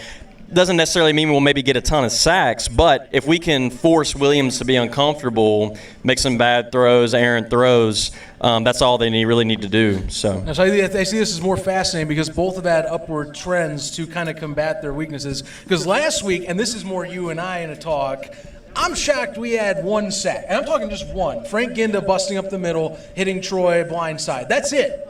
Beyond that, Troy avoided pressure. That pocket was clean all weekend. I was shocked at how clean that offense got production and at least was able to give Troy a chance. Your retort to Luke. Yeah. I think the Maulers' offensive line is going to step it up a lot this game. It's the last game of the year. There's nothing to hold back if we're getting feedback. Yeah, hang on. Might be, we'll get this figured out. Stallions guy, probably. Stallions guy. Here, I'll move it's this the neighing. Let's try it this. You go ahead. The offensive line's got to step it up. But the Stallions' defense has definitely came back a lot. It wasn't There you go. There, look at that. Sabotage. Yeah, should have known. We'll just let you leave it right there. That's great. Yeah, there's not much to say. I mean, you've heard it all before. It's always Stallions defense or Stallions offense, Maulers defense. There's only so much you can say about it. But last game of the year, it's all on the table. Ducky has a lot fewer words in person than on Twitter. I got like one line that'll defeat everything you say, and the Maulers got that dog in them. We're going to find out. Well, you'll find out soon enough. Ducky, actually, here's the one that I want to ask. And Luke can either say that it's impossible or there are ways of doing this. How do you get after and get Alex Magoo down on the ground? That is one heck of a mobile QB, and it's only seemed to have gotten better as the year's gone on. Yeah. Tizino's going to do it. He's that guy. I could see it. It's Tizino, Boogie Roberts, all of them. That's the only 2 names you need to know. Well, I did hear an interview with Tizino that our man Gridiron did. Shout out Gridiron. Hopefully he's watching this. And Tizino, in talking about Alex Magoo, said that's one slippery mother or something. So I think Tizino, if he here, would tell you it's easier said than done getting Magoo on the ground. It's easier said than done, and he's the only guy who can do it. We're gonna find out. Zach, it's just tough being famous. Everybody wants a piece of your attention. Yeah. That's what it is. Look, it's a big event. I mean, look, if I can turn the camera right now, I won't because this tension on this line is going to make the camera fall, and that'll be fun looking thing. But it's a massive event. Like I said, we have the location, and look, Ducky, you know. Oh, and our man Brett's here. Oh, Brett. Oh, Brett. Yeah, Brett. Good to see. The best ticket sales guy. That's right, #1 ticket sales guy in America. He's acting like he can't hear us, but he can. That's okay. We'll get him over here soon enough. But Dougie, you know this best. Like this location compared to last year, we were over on the opposite side by a construction fence. Dirt mounds. No Ferris wheel. There was no Ferris wheel over there. That's a big step. We should have had that as a backdrop. Oh my! Can you imagine? 3.0. SummerStock 3.0. SummerStock 3, Next baby. year, you'll see that in the background. If it's here. All right, I'm going to ask one final question. I imagine this will be one-sided, of course. There might be a two-parter to this, depending on if I feel confident to ask it this for fun. First, okay, fine, two-parter. Who's going to win? Who's the better journalist at Newsroom? Best journalist All right, in the so newsroom? I think he meant like between me and you, but I don't. It might have been like an open-ended. I'm not sure. I'd say if it's open, we both got the same answer. All right, go ahead. Jimmy, where's Jimmy at? James Jimmy. Larson. Yeah, it's James Larson. 100%. Were you asking between us two? I'm or saying like between open? you to make tension, but you don't have to do between that. us. Oh, that's Luke. 110%. Yeah, I'm the better journalist. He's the better troll. Yeah. But it's like Batman Robin sort of thing. You can be Batman, but yeah, you can be Batman, but we work together. You want to make your prediction, or you want me to make mine? Like score and everything? I say everything. Yeah. Give me your full rundown. What was it last time? 27, 24? 24-20. Yeah, so it came down to a Deion Kane Kick return, yep. return TD to seal the deal. Same score, Mahler's 24. Wow. Ooh, All right. too shabby. I think there's going to be more offense in this one than people expect, just with it being the championship game. And, I mean, honestly, if you look at the Maulers game last week, the defense played well, but they gave up quite a few points to the Panthers' offense. So I think the Stallions pull it out. I'm going to go 34-23. Okay. Yep. Mahler's? Stallions. He's just double Giddy up. checking. We're getting up to a back-to-back. And we're hammering down. We'll see. That's why we got both of them on. Gents, thanks for joining me. Always a pleasure. So glad to have Always both a of you pleasure. on. I said total impromptu, but got to do it while you got the chance, right? Absolutely. I can't Absolutely. believe you did that. Luke's such a better talker than I am. Well, I mean, look, you can stay. If we were one- typing, you can both stay I'd if be you want. winning this. You don't have to leave if you want. He's better behind a keyboard. For sure. I definitely am. I can't keep up with you two on the keyboard. That's how I am. I don't know. He's in a league of his own. I'm that dude that comes on to the chat rooms like after a few hours go, that's a storybook. Let's. Yeah, the last few days especially. Oh, it's been wild. Discord, everybody. Go and check out the link if you want to join in. These two knuckleheads, and including myself, are on there, although the entertainment stuff between these two. Yeah. Join the Discord. Join the Discord. Absolutely. Join the Discord. There it is. Jets, thanks for All right. thanks for Ducky, jumping you need to on. go put your Shark Dog shirt on. Yeah, you need to go put your hard hat on. Oh! Did you bring it? No. I wouldn't let you taint the hard hat. You're not going Well, to give it to Daryl? it's supposedly for a special someone, so That's right. That's right. I'm not going to reveal who that is. Well, I hope As that you said it. I hope that special someone shows up in his horse head. So, Well, we'll see. We'll see. all right. Been a pleasure. Hey, thank you guys. Thank you. Thank you. We got another great guest coming on up here. Plenty more to discuss here. Give a round of applause to our guys, Luke Miller, Ducky, USFL Newsroom contributors that have been doing a great job for us as we keep on growing. Not just this show, but the incredible website of USFL Newsroom that this man right here helped start things up. So it's been a ride. It has been a ride, and the ride is not done. I ain't getting off this roller coaster. I got a ticket that says I stay on until I want to go, and I ain't going. So we have our next guest up ready. We have a representative from the Hall of Fame Village. I think. Lovely. Come on down because I mean, beautiful place. Hello, thank you. There you go. Thank you. Go ahead, why don't you introduce yourself? Tell everyone your role here. I'll be honest, I know your name, but I couldn't remember your role, so I wasn't going to guess. Well, my name is Ann Graffis. I'm Executive Vice President of Global Marketing and Public Affairs. That's a lot. No, That's a mouthful, I that's should right up say. my alley. I work in marketing, and all of our titles are Yep. very, very long. Yep. Creative people, Yeah. am I right? I say I'm kind of like a utility. We do a whole lot of everything, and when you're a startup company like we are, that's kind of what you do. Right on.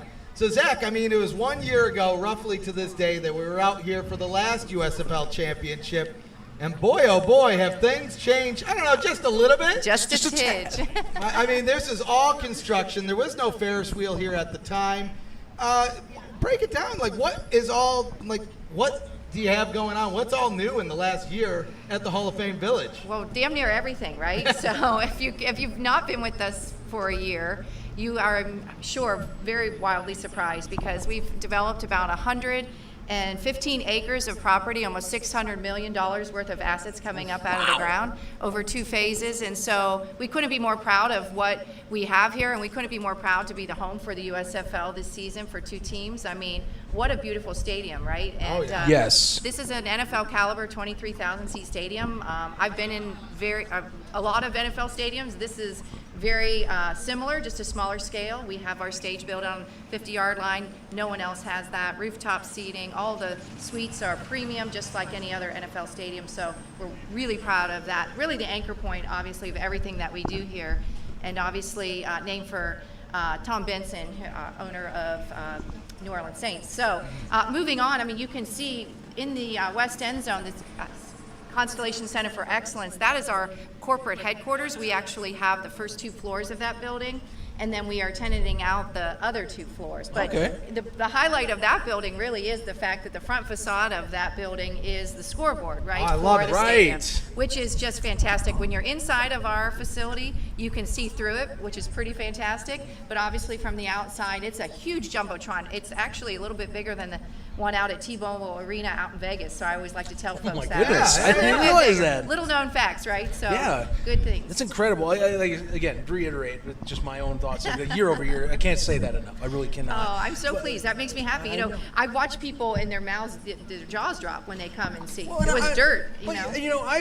This is the 3rd time I've been in the Hall of Fame. The first time was years ago, and I came here last year. You know, not only getting to see the updates to the hall itself, but just kind of getting, I guess, the early, premonitions of what this is to be. So just coming out here again, not getting developed items like this, and knowing there's even more. Oh, That's right. what's incredible. Sure. And it's a football fan's dream to have a place like this to go to. You know what? We've been likened to Disneyland for football. That is a great comparison. I think we'll get there. We're not quite there yet, but all of the things that you see, and I'll continue on. But right in front of us, this spectacular dome. So we have 100,000 square feet indoors. Flat floor space, but indoor field. So when the teams are here, they can train inside. But we also host a number of leagues within that space. So it's a really cool component for us to really kind of flatten out seasonality, right? Because even though we love our football here in Stark County, we know it's probably only about 10 months a year. Right. Well, I can't lie. People do play 12 months a year. Oh, yeah. But if they want to be a little bit warmer, they can go in there and train and play. Not to mention, I mean, obviously to our left is our fantastic Forever Lawn Sports Complex. 8 fields, turfed, lit, state-of-the-art outbuildings. I mean, we could, kids, hundreds of thousands of kids and their parents, athletes of all ages come to play on those fields. So really, really cool space. Just kind of moving on, and then I'd love to just take any questions, but is what we call Play Action Plaza. Ferris wheel, right? Yeah, Ref? yeah. Ref, you said you didn't see a Ferris wheel, but now you do, right? I do. Bam, there it is. So we actually repurposed the Ferris wheel from an IX Center, which is up in Cleveland. So if any of your listeners know of that space, it was actually indoors for a long, long time. We actually rejiggered it, made it very, very safe, right? Yeah. Safety is always our number one priority. And then we placed it outside, and it's been operational now for a couple months. And we just love it. I mean, it's lit up at night. It's just spectacular. We have a zip line, and we actually have a third ride. really? We have a zip line. Come over. We got to do it before this is all gotta done. come here Done. for like Are you come here kidding me? For a tomorrow. vacation. That's the next one. We have a zip line, and then we have a third ride calling Spike It. The zip line's called the Forward Pass, and then of course everything in football language, right? So Of course. The Spike It is almost, it's like a demon drop, or if you've been ever to the Tower of Terror at Disney, it's kind of like that in motion. It's really cool too. So an amphitheater, we have an outdoor concession bar called Halftime with beer and wine and all kinds of food. So really you can come and hang out there. We have cornhole, beer pong. You can just hang out by the fire pit. We have beautiful chairs and TVs, and really a cool entertainment space. And then if you're hungry, really hungry, you go down to the fan engagement zone and you hit up Shula's, Brew Kettle. I had someone tell me about Brew Kettle just up before you got on, maybe like 30 minutes ago. They're like, dude, this burger is Oh my God. fantastic. Oh, yeah. You got to go check it out. I'm like, yes, I will sometime. Yeah, I had Don Shula's that was the first stop I made. I went yeah. to the Airbnb, dropped Yeah. everything off. I said, you know what? I think I need a burger and a beer. It's right around the So corner. tell me I said- what'd you think, Brett? It was amazing, Was it- and the staff was super polite to sign them up. Yes. I mean, good, I'll be good. back. They're I'll say keepers. that. we couldn't. Brian Weber, who owns the Brew Kettle franchise, the company and the businesses, everything top notch, everything that they do, and of course, what isn't great to say about Don Shula is actually our restaurant, the American Kitchen, is the first concept of its kind in the country.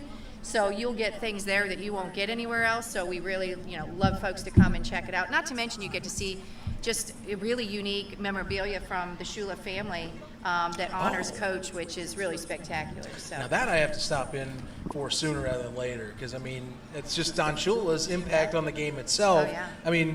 Not to mention it's a Hall of Fame, so memorabilia, anything from that history, it's a beautiful touch. Oh, let me tell you. People come from all over the place, and the museum, obviously the anchor, the stadium, but we're building all of this because of the excellence that resides in the Pro Football Hall of Fame, and the fact that it's here in Canton. Why not have more surrounding all of that, and really to pay homage to different Hall of Famers. As I go down the row of what we're putting in at the fan engagement zone, Isaac Bruce, the great Hall of Famer, is opening Schmush Cookies. So we are we're their 7th or 8th outlet, and that's a cookie ice cream concept. And Flagette, his wife, was here this week. They're actually going to be open for enshrinement, and then we'll do a grand opening just after enshrinement. But it is fantastic. Wait till you guys check it out. It's going to be really, I think, very well received. And then we're putting in pizza oven. Ooh. We're putting in Haggie's chocolates. We're putting in it's a bourbon bar. Now the name is escaping. Oh, you got bourbon in there. We're putting in a bourbon bar called the Perfect Pour. You're just going to get me in trouble if you put in a bourbon bar. Well, and the coolest thing about everything that we're doing is this footprint is in Adora, which means you can actually put your drink from wherever you are at any of these locations, whether it's up at the Container Bar or, at one of our restaurants, and you can actually walk around with it. So it's pretty cool thing. It's a wonderful place to be. Dylan Scott tonight, my God, are we excited? That is incredible. Aren't we excited for that? Think about this. You get to, once we're done, we're leading into that. We're leading into that. We have our own stuff, but people can just go into that event with their ticket. I just can't say enough about the USFL and their leadership and all that they've done. Our community is just with open arms. Welcome them. I'm going to tell my daughter to come in from under the tent so she's not getting wet.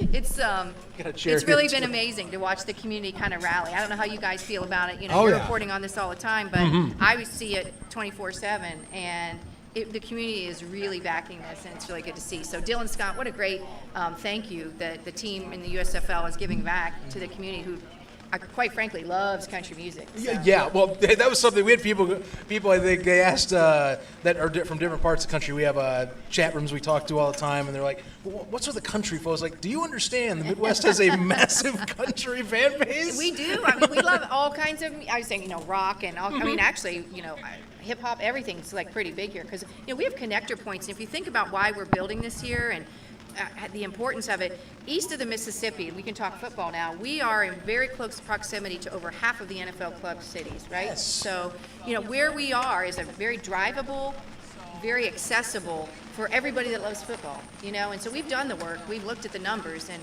we really feel like this is going to be football heaven, right? To us, it's football heaven. Yeah. This is what, if you are going for a vacation and you are just that deeply loved with the game, it doesn't matter the level or anything. Yep. You're stuck in the USFL. I'm glad you brought that up right away. I was going to ask no matter what, but that relationship, the fact that they're going to they want to build their legacy alongside you guys, and I think Daryl at Media Day yesterday reiterating, no matter what the future of the league has, Canton in some way has to be involved because they have done an incredible job, and they feel they need to give to that they have done, and they want to commit to that like they've been stating all along. Well, like we talked about, this venue, this stadium really is ideal, I feel like, for a USFL team.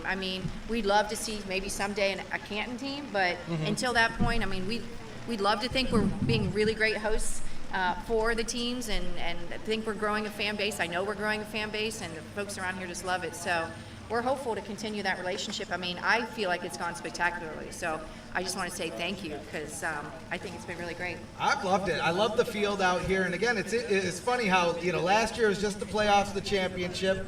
Fast forward a year, you're a hub. We've already seen tickets go on sale for next year's season. Yeah. Yeah. So I get feel, your tickets. Get your yeah, tickets. seriously. If you don't have your tickets, That's You're right. kicked out. Get your tickets. TheUSFL.com/tickets. That's Those right. deposits should be up. You can go through the Hall of Fame Village's site too, right? Absolutely, you can. And not to mention for a lot of the other events that we're hosting, but that's kind of the beauty of being here. You know, we've got Bill Bird coming up. We've got stuff. I mean, we've got comedians. We just had Kevin Hart. We've got Zach Brown Band. We've got more bands that we'll be announcing here in the next few weeks. So this is a stadium for entertainment. So whether it's football or comedians or bands, whether it's rock, you know, hell, we had Journey last year, Imagine Dragons. We've had some big names, and it's a really great venue for a whole lot of things. So one thing I heard that you guys are working on is apparently there's gonna be a hotel being built connecting to all Oh my this? goodness, yeah. So I talked about through phase 2. So we have 2 more assets to complete through phase 2. The second of our hotels, we actually own the DoubleTree downtown Canton, which is about a mile and a half down the way. We renovated that space, put a whole lot of money into it. It's really spectacular. And then our indoor football-themed water park. So who doesn't love that? You're going to be able to come and stay for days. You're never going to want to leave, right? So No, I mean, look, I wish I was still living in Indianapolis. I went to Arizona. I have, outside of this show, I have a different occupation now. I went to Tempe. And that is something coming out here. I'm like, man, I wish, even if it was 5 hours, but it's a great road trip knowing I can just come out whenever. Yeah. So yeah, those 2 elements will be done about mid-year next year. Really? So Okay. Looking forward to that. lots to do. Yeah. I can't wait to see the development of So this give me your place. best shot. Throw me some questions, Ref. What do you Okay. Oh, Well- me? He's You're- the interviewer. I okay, think I let's ran see out of what my you question. Okay, so I mean, you've been covering, you've followed along with the league, of course. So let's hear it about. I mean, might as well right straight forward. Championship thoughts. What do you got with these 2 teams? You know what? I learned the hard way. When I started working for the Pro Football Hall of Fame a number of years ago, I never pick a team because I love them all. Oh, okay. But in here, everyone has a winning season, right? So at the Hall. So True. I actually have loved watching all the teams come through. So I just hope it's a great game and everyone has fun. I don't ever like to make a choice. I don't I'm not get bad. myself into trouble. Pro League ain't too bad either. You know, I think that's anything like to follow in the spirit of the Hall of Fame. We are watching history unfold. Yep. So Yeah. you can always root for that. Yeah. I get it. Yeah. Tough question there, without a doubt. Oh, goodness. Yeah, as you can hear, Yeah, it's a good thing we got a tent, ain't that right? it's a good thing we got the speakers. Yeah, I know, boy. I know. We got to get everybody under the tent so they're safe. I know. So I think we only have 2 other guests after this, so we're getting there. And Yeah. we made it mostly I through the know, show yeah. without disaster. Yeah.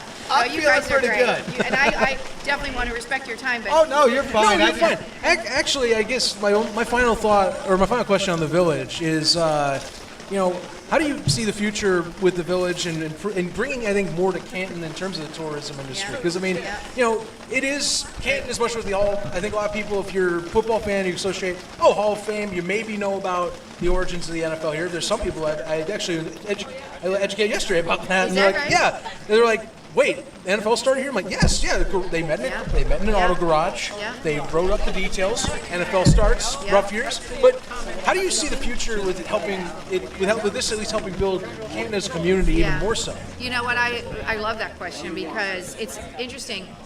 A lot of people don't know the birthplace was downtown Canton and why the Pro Football Hall of Fame is actually here. But you know what we have noticed by way of this project, I mean, obviously, arguably one of the largest brands in the world with the NFL, but now adding the USFL and others to the mix, we honor football across the board, right? Right. So we're lifting up anyone that ever played it down in the game. So if it's a ref, that's out there, if it's someone on the equipment manager side, if it's a trainer, you know, we're really looking to figure out how we can lift up and really create a space for all of football here on our campus, which is pretty exciting, right? And it hasn't really happened anywhere else. No. And so when you talk about the future of what we're doing here, phase 3 is actually in the works right now. We're thinking ahead, but a project of this size, you never want to build a church for Easter Sunday, we say, right? So you want to figure out how people are utilizing and using your property and what they like, what they don't like, and then you want to be responsive to that. You don't want to be, you know, knee-jerk reaction or assume that you know. So listen a ton and then be very planned. And so phase 3, I think you're going to see maybe another arena, potentially another indoor space, maybe a medical facility, Wow. training facility, high level, maybe a different type of parking structure. Parking is always a challenge, right, when you're somewhat landlocked like we are. So maybe a tiered parking structure and much more entertainment, restaurants, and retail, those types of things. And what we are very deliberate about is when we put things into our space, we're not being competitive with things in the region, right? So we want to be great neighbors. We don't want to put other folks out of the business that they've been able to work to earn, right? So we really try to be complimentary and work with all the folks in the area to make sure what we're doing is real responsible that way. So. And it has been a pleasure. I can't wait to see how this keeps growing. Well, come back. Come back. I love the answer to that We'll be question. here. If the championship's here, we're here. If That's great. Game here, we're here. I'm taking a vacation in the near future. Hey, here. come see me. I will show you a great time. I'll get you on all these rides. I'll have that's your what I head spin. need. I'll watch you from the ground. I'm going to be on the spike. Okay. Thanks for having me. Hey, really thanks for appreciate coming. it. And My again, pleasure. thank you My guys pleasure. so much for You all guys your are help, great. just even with this event. Absolutely. I mean, we couldn't have done it without you I and want your to team. say thanks to all the fans and all the folks who support the USFL because we couldn't be more excited about it. So thank Let's you. go. Hey, give 'em and a- hopefully All right. we'll have a team here in Canton. Amen. one of That's these what I days, want to right? see. That's I'd like right. to see that. That's right. I think Thank that's you. so. Of course. Thank you. Thanks to Ann. Give a round of applause to her and Sign just the her Hall up, of Fame everyone. Village. Sign This is her an up. incredible experience. So Zach, we thought we were going to be in the clear. We were close. It slowed down. You may have gotten a little too cocky. I may have said the rain's scared of the ref, and the rain said, no, we ain't scared of nobody. It slowed down, but you know what we're gonna do? We're gonna expedite some of these things, wrap up the stream. Not early yet because we still have two guests, but we're gonna bring them both on. We have our man Angelo from USFL today. You have another name too. God, it escapes me. EJ_Generals. Thank you. Sorry, I'm going to slide over. But it's okay. Within the shadows. Oh, my. Panther Shadow. Mick Panther Shadow in the house. Mick Panthers. Jay, I see. Soda. Come on down. Slide on in. You're taking my mic. It's Mick, New Jersey General. Mick, generally speaking. United Front much? Come on in. I'm gonna go fix. Hey, I'll do that. You guys started off. I'm gonna fix the camera. Yeah, it's all good. I'm going to slide this in. Guys, welcome aboard. Again, I know we're kind of, I think the rain is making it interesting plans, but. Not too bad. How we all doing? Obviously, different journeys down here for both of you, but yeah. Oh my goodness. We have another guest coming on. Stop the presses. Stop the presses. All right, The you man. guys, you're out of here. I guess my spot just got cut short. We are going. Come on. I think it's time. Bring the man on. I cede my time. I think we should have this gentleman on. Absolutely. Let's bring him You on. guys on next. I think we have to. If you're noticing, this is Thank you so President much. of Football Operations here. Surprise! Daryl Johnston, everybody. Moose. Applause. The man that makes it happen. The president of the United States Football League, Daryl Johnston, a legend, here joining us. I don't even know what to say. Zach, you got to take over. I am honored. Good to see you. It is good to see you, sir. I am very glad to be meeting you here. I'm glad to see how the season has gone here. And I'm just talking with you and hearing questions from you at Media Day reflects the same. I mean, it's been incredible watching the growth of this league. How do you want to elaborate on that for the second season? Well, I think the one thing that we've done well is just move ahead at our pace. We haven't been afraid to admit we have had a mistake and try to work backwards and correct that. So we got great people here, a group of them right over on the side here to the right. So that's what happens. Great teams, great corporations are all constructed with great people at key positions, and that's what we have in the USFL. How do you talk with that feedback? You just get used to it. I Man, cancel that out. that's crazy.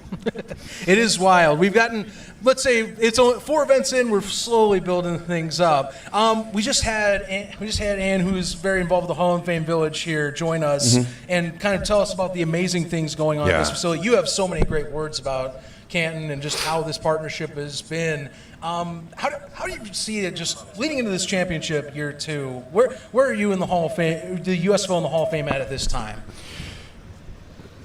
The one thing that I've told everybody is I always want the Hall of Fame to be part of what we're doing in the USFL. So what that role is moving forward, we're going to have to wait and see. But we were really, really happy to have our first year of playoffs here. I think it's important for our guys to come in and get an opportunity to go to the museum, get to see the players who came before them in professional football, created the game, built the game that they're able to play.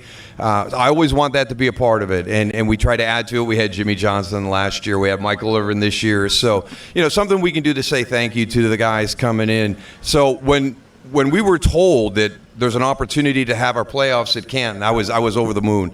And when that came true, and we were able to come up here and finish our first season, had a great championship game. So everything was awesome. And then to come back in year 2 and be able to build on that relationship and actually establish one of our 4 hubs here. It was another opportunity to continue to expand that relationship with the Hall of Fame and the Hall of Fame Village. And to your point, you can see the growth that's going on here on the property, and it's amazing to watch it change over the years that I've been coming here. And we will want to be a part of that growth going forward. And it's just a matter of what's going to work well for both entities as we go forward. How do you evaluate the growth of play year 1 to 2? We as fans have seen, it's been incredible to see a lot of these teams keep improving in a lot of aspects, a lot of better fundamentals this year. We have incredible quarterback play, 3 players that hit 2,000 plus yards passing, and an MVP in Alex Magoo that I think has been making some noise, not just here, but outside of the league. Yeah. Quarterback play was definitely elevated this season, to your point with the stats. I thought McLeod Bethel-Thompson, he's 34 years old. I mean, the guy's a complete professional. I think it's huge for the Breakers. Is Davis Cheeks going to be the next guy coming in? What's McLeod's role next year? He's always going to be that mentor for him. So that was awesome. You mentioned Alex Magoo. Kenji Bahar, I think, took a step. There's some other guys that are down below that top tier. Obviously, Case Cook has had a great season. But some of the younger guys, Troy Williams in our championship game tonight, is one of those guys who's grown up during the course of the season. I thought our kickers were outstanding this year. So the areas where you're talking about points, we had some really good development and more consistent play. And one of the really good compliments we had was our championship game in the South Division last week, and we're talking with Joel Klatt and Kurt Menefee, and they're like, boy, last year when you propped this whole league up, we were really impressed by the quality of football, and you guys are better in year 2. So they were there for every game last season, and the fact that they came out this year and said it was even better than it was last year's and this season was a nice compliment. I'm going to hog one more question, and I know I'll let him, but this one I think you bring up, Klatt. How valuable is it to have a color commentator and even play-by-play like Joel Klatt being able to anchor these broadcasts? He is my favorite. He's become my favorite color commentator in football, and it's because of this league. I don't watch as much college football. I watch a lot of NFL. He is incredible at breaking the game down to a level where if you just jump on, you'll understand it by the end. And I don't think people know how hard it is to do what he's doing. He's being asked in real time to talk about an offense that he doesn't know. He gets to know it during the course of the season. He's got interviews with the coaches, but, you're getting into the detail. I mean, Brock's down there on the sideline, and he's dialing things up on the iPads and talking to the coaches, but we've got all that audio that's coming out pre-snap, and he's drawing what the play is going to be, and it's amazing how many times he's right. So I agree with you. I think our production with our games in the USFL is second to none when we talk about anything but the NFL, but it's done by Fox, America's Game of the Week, Sunday Night Out on Football with NBC.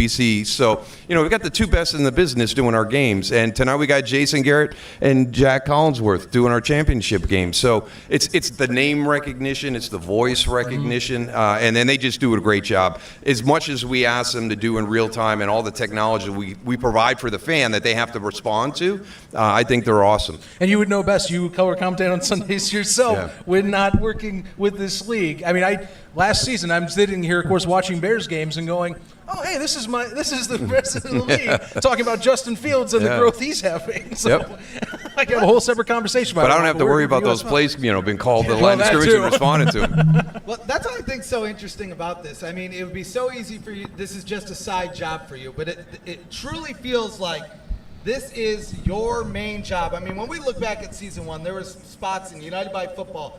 You're there loading, unloading things out of the buses, getting things ready, working in every different department, division, talking to every person. And I feel like it comes down to the fact that you've had your hand in a lot of different spring football leagues. We've seen the AAF, another league, and now here with the USFL.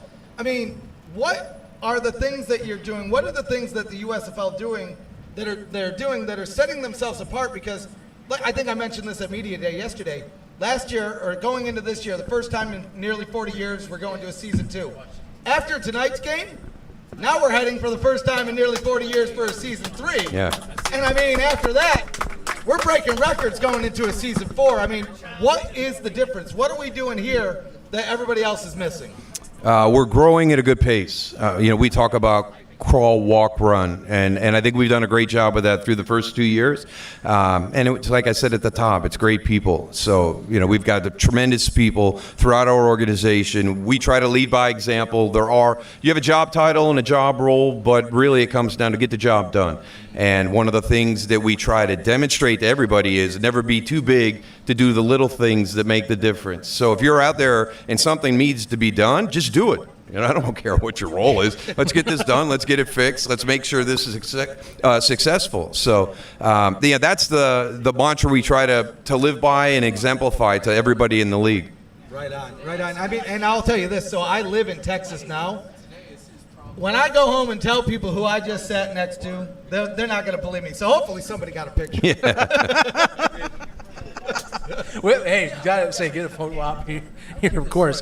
Daryl, I gotta ask as well here with this league. I think one thing I always like when I talk with you, or when we listen to you on media ops or anything, is talking about stars you like talking about. Last season, I don't remember, we actually sat down and had lunch at one of these, and I loved hearing your discussion about Mark Thompson and his backstory. Yeah. Who are some other guys that maybe you feel should be, I think other people should look at a little bit more and say, you know what, these are stars and folks that have had a heck of a chance that they've gotten in the USFL. Justin Hall, and one of Mark Thompson's another favorite teammates. Of mine, I'm Ball State. Yeah. So well, I've already reached out to a couple of people in the NFL and said, this is a key part of your offense. Take a look at this young man. He fits everything that you're looking for in that inside slot receiver, and he's a great punt returner. I mean, he's fearless. He's tough. He's one of those guys. He's short. He's not small. He's just short. I watched him up close in Memphis, and he got hit. He got hit 3-4 times, had a guy lined up, and he spins off the tackle. So I think Justin Hall is one of the guys we got to watch out for going to that next level. I'm still waiting for Kiava Tizino to get a shot. I was surprised he didn't get one last year. Right. He seems to be the Buffalo big nickel guy that would fit well in the NFL, the way the game's changing a little bit. Mark Thompson, we've talked about him for 2 years. He still hasn't played 10 games. And, I'd love to see him next season if he makes it back to us. Right. I think he's going to get a shot. And there's not a lot of the guys that are like Mark Thompson. Mm-hmm. There's not a lot of 6'2", 230-pound guys that run away from people. So, does he make it back to us for year 3? And if he does, and he does 10 games, I think he's going to be right back up for another opportunity. So those are some guys we've seen this year. I thought last year we were really good off the edge with a lot of our guys. I think that's kind of shifted. Mm-hmm. We've still got some good edge guys, but I like the guys inside this year. Some of those guys get a shot, and I think it's what we're changing is kind of the way the NFL looks at a guy. He doesn't have certain immeasurables. He's got to do this. He's got to be this before we're going to spend a lot of time with him. Okay, let him come to us and let him play football and let him show you that he's just a football player. The importance of real tape. Real tape. And getting beyond the measurables and just showing that he's that type of guy. Does Frank Ginda get another shot? He was fantastic this year. Defensive player of the week 4 times. So, that'll be interesting to see because, the clock might have passed him by. But does somebody look at him and go, you know what? I haven't seen that from Frank in a long time. Let's bring him in and give him a shot. Love it. And you absolutely right. Frank Ginda, another great example. Tizino, absolutely. I can go on, and I know that some folks, this is for our community, like superstars for us that we're trying to build up and say, hey, these are superstar football players in general, not just USFL players. Yeah. So it's great to have that and say, look at these guys, take a look at them and know that these are talents that should get a shot at the NFL or will build their stories here and can leave legacies like this here when moving forward. Yeah, and I think the big thing is we talk about our kickoff, we move back to the 20. That generates returns for us. That gives opportunities for our return guys, but it's also our cover guys, the guys who are blocking for the return. Those are the areas that special teams coaches have to see them in, how they perform. Are you going to be a 5th wide receiver, a 5th linebacker, a 4th tight end? And then in the USFL, can you demonstrate that you're a core 4 special teams player? And we're giving the guys the opportunity to put that on tape for the NFL to see. right? We don't always think about that. We always look at the ball carrier on kicks or punts like that. Sometimes it's about the fulfilled roles you don't always highlight that help something break out or help a unit live to its best potential. Absolutely. And those are the guys that, believe it or not, we're fortunate to have a Cavante Turpin last year that went ahead and did what he did as one of our big dynamic players. But how many guys are getting that opportunity that are kind of, behind the scenes doing the job that the NFL scouts are seeing on film and bringing them into training camp for an opportunity? And so I saw Mr. James Larson over there. Mr. James Larson, come up here actually, because I know you've met. This is the MVP of our newsroom team. I actually want to let you come in here real quick and take a seat because I know that he has been our stud at the Michigan hub and has been in Canton hub. Excellent photography, getting tons of reporting for us. He definitely has been. It's good to see you. Good to see you, James. On the show. I'd love to hear your thoughts just on how the league is moving forward towards success in Season 3 based on what you've seen in Season 2. Well, the number one goal is to get all our teams into their home markets at some point. So we'll continue moving in that direction. I don't know how many will spin out. We went from, obviously, the single hub last year to 4 this year, which is probably 2 more than I thought we were going to do. So I think our group did a great job handling all the logistical challenges with that. So it's just a question of where we're going to end up with the franchises that will spin out or the teams that will spin out this year into their home markets. And that's a long, diligent process, making sure we have the right teammates in the community. How does it look from a facilities standpoint? What would the player day-to-day be like with meetings and practice and weight training and all the different elements that go into that day-to-day process. So it's got to have all the right key elements for us, and then we'll evaluate the business side. How can we grow? Who are the partners and the teammates in the community that are going to work with us moving forward? So there's a lot to look at, but we're a lot further ahead this year than we were last year. Right, and as you mentioned yesterday in the presser, it was a leap of faith to go into 4 hubs this season, and just the way that worked out, the way you had so much success here in Canton and Michigan, is that, something to build upon to Season 3, even if you don't go into all 8 markets, but just to continue expanding year after year? No, we have to show growth. We have to show we're viable. So, we are not standing pat. We will not be 4 next year. It's just a question of how many we're going to add, but we will not be 4. And just to correct on what I said yesterday, we won't see any more new teams until after all 8 get into their markets, correct? Or that's fluid? We're not going to add. We're not going to grow beyond 8 until we get the 8 into the home market. But you saw us last year move off of Tampa Bay to create and bring back the showboats. So does that make us more viable moving forward? Do we have to make that hard decision again, either this is the off season, the next off season? But we're always going to do what's best for the league. So if we have to make that hard call again, we will. We showed we did it last year, and it was hard. But I think we were proven right that Memphis was a good choice. Absolutely right. I mean, the crowds there were awesome. I'd love to hear your opinions on just the amount of players that we'll probably be seeing going to the NFL. I mean, last season we saw, 60 or so at least signed at some point during the season. Replacing those players is not an easy task, but you guys did a pretty good job of that. Can you just speak on how each team replaced that talent this season with just the DPPs that you have in this league and the GMs? Yeah, they did a great job. Jim Pop runs our personnel department. Has won 5 Grey Cups in the CFL. Great evaluator of talent. Great manager of all the different aspects and components that go into the personnel side. And, we do have 8 great GMs. We had 3 new ones this year. They jumped in, learned on the fly. I can't tell you how much more we asked them to do than a typical GM in the NFL. And Jim's put some things in place to make it a little bit easier to manage. He's got a great supporting staff underneath him that works directly with the general manager. So they did a fantastic job. And then you've got a new one here with Lonnie Young in Pittsburgh, working with Ray Horton, and then we've got Zach Potter, who's back for his 2nd time, and he did a great job replacing a substantial amount of his roster that won a championship last year. So that's the hard part about what we're doing, right? We want to continue to build this league, but we're losing 25, 30, 35% of our players year after year, and we've got to go out and replace that. And we've got a lot of young guys under contract right now going into 2024, so we're getting prepared for it. We'll start in the off season once we finish up tonight. We'll be going to NFL training camps, get our guys on those fringe players. We'll watch during the course of the NFL season. We'll start to look at the college film. We'll get to the college bowl games. We start to prepare for our second annual college draft in February. And then we start to assemble those players and fill those spots on all our rosters.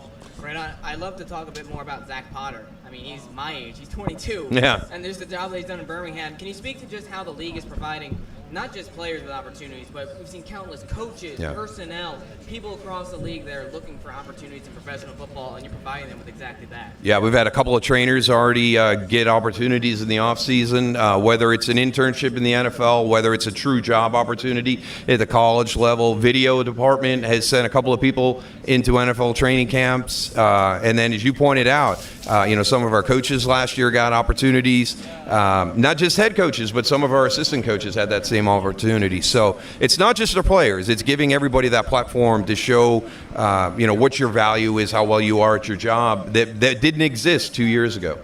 Right, and speaking of bringing new people in, 4 new coaches this season with Mike Nolan, Ray Horton, Curtis Johnson, and then, of course, John DiFilippo. Can you just speak to the job that they did, and did they exceed expectations this season for you? I got to say no, right? I mean, that's the reason you hired them.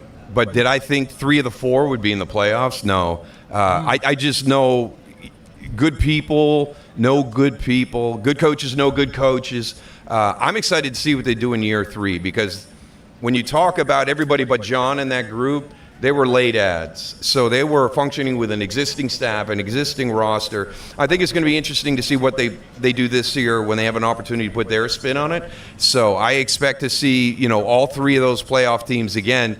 And then Curtis Johnson, he did a fantastic job. Talked to a lot of the Houston players, really liked their opportunity this year, really liked the culture that he put in place. And the great thing for Curtis is, he's going to have that opportunity to put his spin on it. But that's the one guy that did make the playoffs that we hired, and that was the hardest part, right? You got to knock off Birmingham. The South was very strong this year. Our other 2 in the North actually replaced both of the playoff coaches from last year. So it was very impressive. And like we talked in the conference yesterday, over 120 years of coaching experience from high school to college to professional. So we got 4 really great guys last year. Absolutely. Zach, is there anything you want to add to that? I was going to say, incredible job with the new coaches, and I think that doesn't get talked enough is that late cycle, without a doubt. Daryl, I know you're busy. I'm glad we got this ton of time. It's a pleasure. Before you go, though, we know you've been collecting memorabilia from fandoms this year. The hard hat. There we go. Buddy Ducky. Look at this piece of hardware added to the collection. Thank you very much. Got to get the hard hat. Oh, got a moose on it and everything. Look at that. That's detail. All right. Custom that's piece. Moving that up is the list. why it's he's moving a up community custom, legend. Right? President of the USFL, Daryl Johnston. And we didn't even have to talk about the game. You guys didn't even talk about the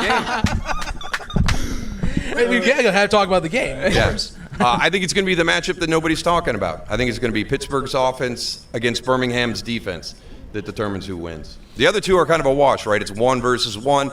Both have great special teams. I think it's going to be that matchup that nobody's really focused on that kind of tips the tide one way or the other. Can Troy Williams go out there and play really well tonight? Well, as Ray Horton said, the opposite side. It's not just the offense-defense piece like you're mentioning right there. Mm-hmm. It is something to look at. No one talks about that enough, and I think that's going to be huge. One of the best offensive performances from Troy Williams last week. Can he expel upon that and become even build on that? You know? He's grown through the season. It's been fun to watch. Mm-hmm. It really has. There's been a couple of quarterback changes that were made during season 2 early on, and they ended up being the right decision. So, Cole Kelly was a great addition to Memphis when he got the opportunity. So Troy was the same. Keep working the way you are, prepare the way you are. Excited to see what he does tonight in the championship game. Absolutely. Thank you so much for your time. Yeah, you got it. I'm glad you caught me there with the game. I would have felt horrible for not giving you that answer. Daryl Johnston, President of USFL. Give us a round of applause. This man has been doing an excellent job for the league. I'll hand it back to the ref. All right. Man, we have had a heck of a show. We're on the back end of the last hour. Yep. So now we got 2 guests left, and we're big surprise. I think you might have saw it earlier in the day. But circumstances change things. We got our man Angelo from USFL today. Do I get my own slot now because I was so gracious in ceding my time? Panther Shadow. Jake. Say newsroom, because I am. Newsroom. Jake, cheese soda, you name it, he's there. Cheese soda. I mean, we were all here last year. Funny enough, you were the last guest last year. Here you are, rounding things out again. Angelo, you were with us last year. Yes, I was. Here you are again. I mean, what a difference a year makes, man. Amazing, right? Oh yeah, it's crazy. So what are you guys looking forward to tonight? Well, first, who are you rooting for? Make Panther Shadow. Okay, and then who are you going for? So the head says Birmingham, the heart says Pittsburgh. There you go. I like that. I felt bad for Pittsburgh. I was here in week 4 when they lost that game to Birmingham, and I felt bad for them the way they lost because they played so well that night and probably put up the best defensive effort anyone did against Alex Magoo all season long. I mean, without a doubt. And not to mention that you think about it, it came down to a special teams. Deion Kane, right? 91-yard kickoff for only holding Stallions' offense to 17 points. You can argue credit. Alex Magoo's been building up all year. There's no question about that. But you could say his worst performance of the year came against that defense. He threw 5 picks all year, 2 against this defense. So that can't go understated. They had 10 points through 3 quarters here that night, trailing 12-10. Yeah. So it is a valuable part of this in terms of analyzing. But again, that other flip coin, like we're talking, feels like a different Stallions offense. And I think that one thing they pointed out, especially on media day, it's a college offense. They've simplified a lot of things. RPO is a lot more prevalent. It leans into a lot of the strengths of this team now that have been built up to what they had to replace from week 1 injuries and losses. Is there a coaching staff that better plans for their talent than Birmingham Stallions in this league? It feels like there is. I mean, honestly, they're well prepared. The team knows what to do. They're on the same page. It's uncanny the way that this team just is sharp throughout. Well, it's crazy because you look earlier in the season, there was, I think, at a point they had 14 inactive players, something like that. And then they're still only lost 2 games this season. That was an all-star team that they had on the injured list. Right. And at midseason, people are forgetting that at midseason, this team was 3-2 and sitting in 3rd place. So they needed that run in the second half of the year to get to where they're at right now, considering the competitive nature of the South Division. Yeah. Without a doubt, is certainly needing to be rallying the troops. I mean, the South, like I said, it's weird how it evolved towards the end. It's almost like Birmingham became this sleeping giant, and they finally went, okay, enough's enough, take back our division. we let New Orleans have their fun. We just need MLFB to come out, though. IFA, Jim. Yeah, there you go. What would that? I mean, Jesus, I don't even want to get how that look.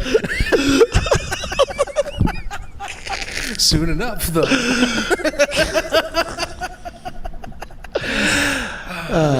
Man. Good times, good times. So, Jake, what's new with you? You this year, I gotta give it to you.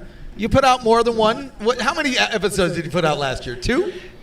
Yeah, like 2 or 3. But then this year, you were a little bit more consistent, coming out a little bit more. How's that been treating you? Good? I mean, it's been fun. I get a little bit of attention, but it's more just my piece to rant about the team. So what are your overall thoughts on the Panthers this year? I mean, it's been an up and down roller coaster. You ended up making it to the playoffs. He predicted 7-3 on my show preseason, by the way. Well, and he said it was being conservative.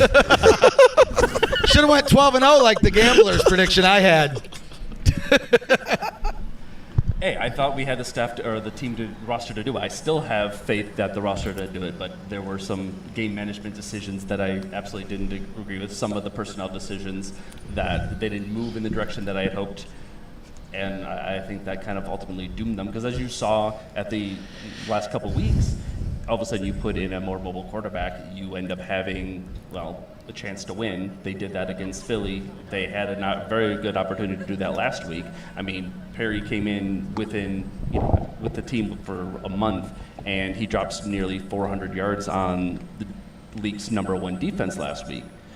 So if they had moved in that direction a little bit earlier with Barrier, I think that you get to reap the rewards for. Well, so you're welcome. We'll find out next year. I was going to say, Yeah, seriously, seriously. this is perfect that we have you both on there. How are you feeling about that pickup? I love the pickup because he does exactly what their offensive style asks of a quarterback, and it's going to be an interesting competition next year with him and Daryl Johnston and whoever else that they bring in. And with 2 running style QBs, only one's going to play. At least you hope so. And maybe Mike Riley won't do so much of the 2 QB shuffle in Don't count 2024. on it. I know. I said maybe. You've got that question alone has me and got me riled up all year. What are your thoughts on Mike Riley's management of the quarterbacks? Because I'll be honest, I have a theory. I believe it was more about the reps over the pro set, but it drove me nuts because it doesn't do anything in terms of helping lead a scheme and work about winning games when it matters. Unless you feel that system, like it's the Stallions, where they know their roles, that was not at all what they were doing.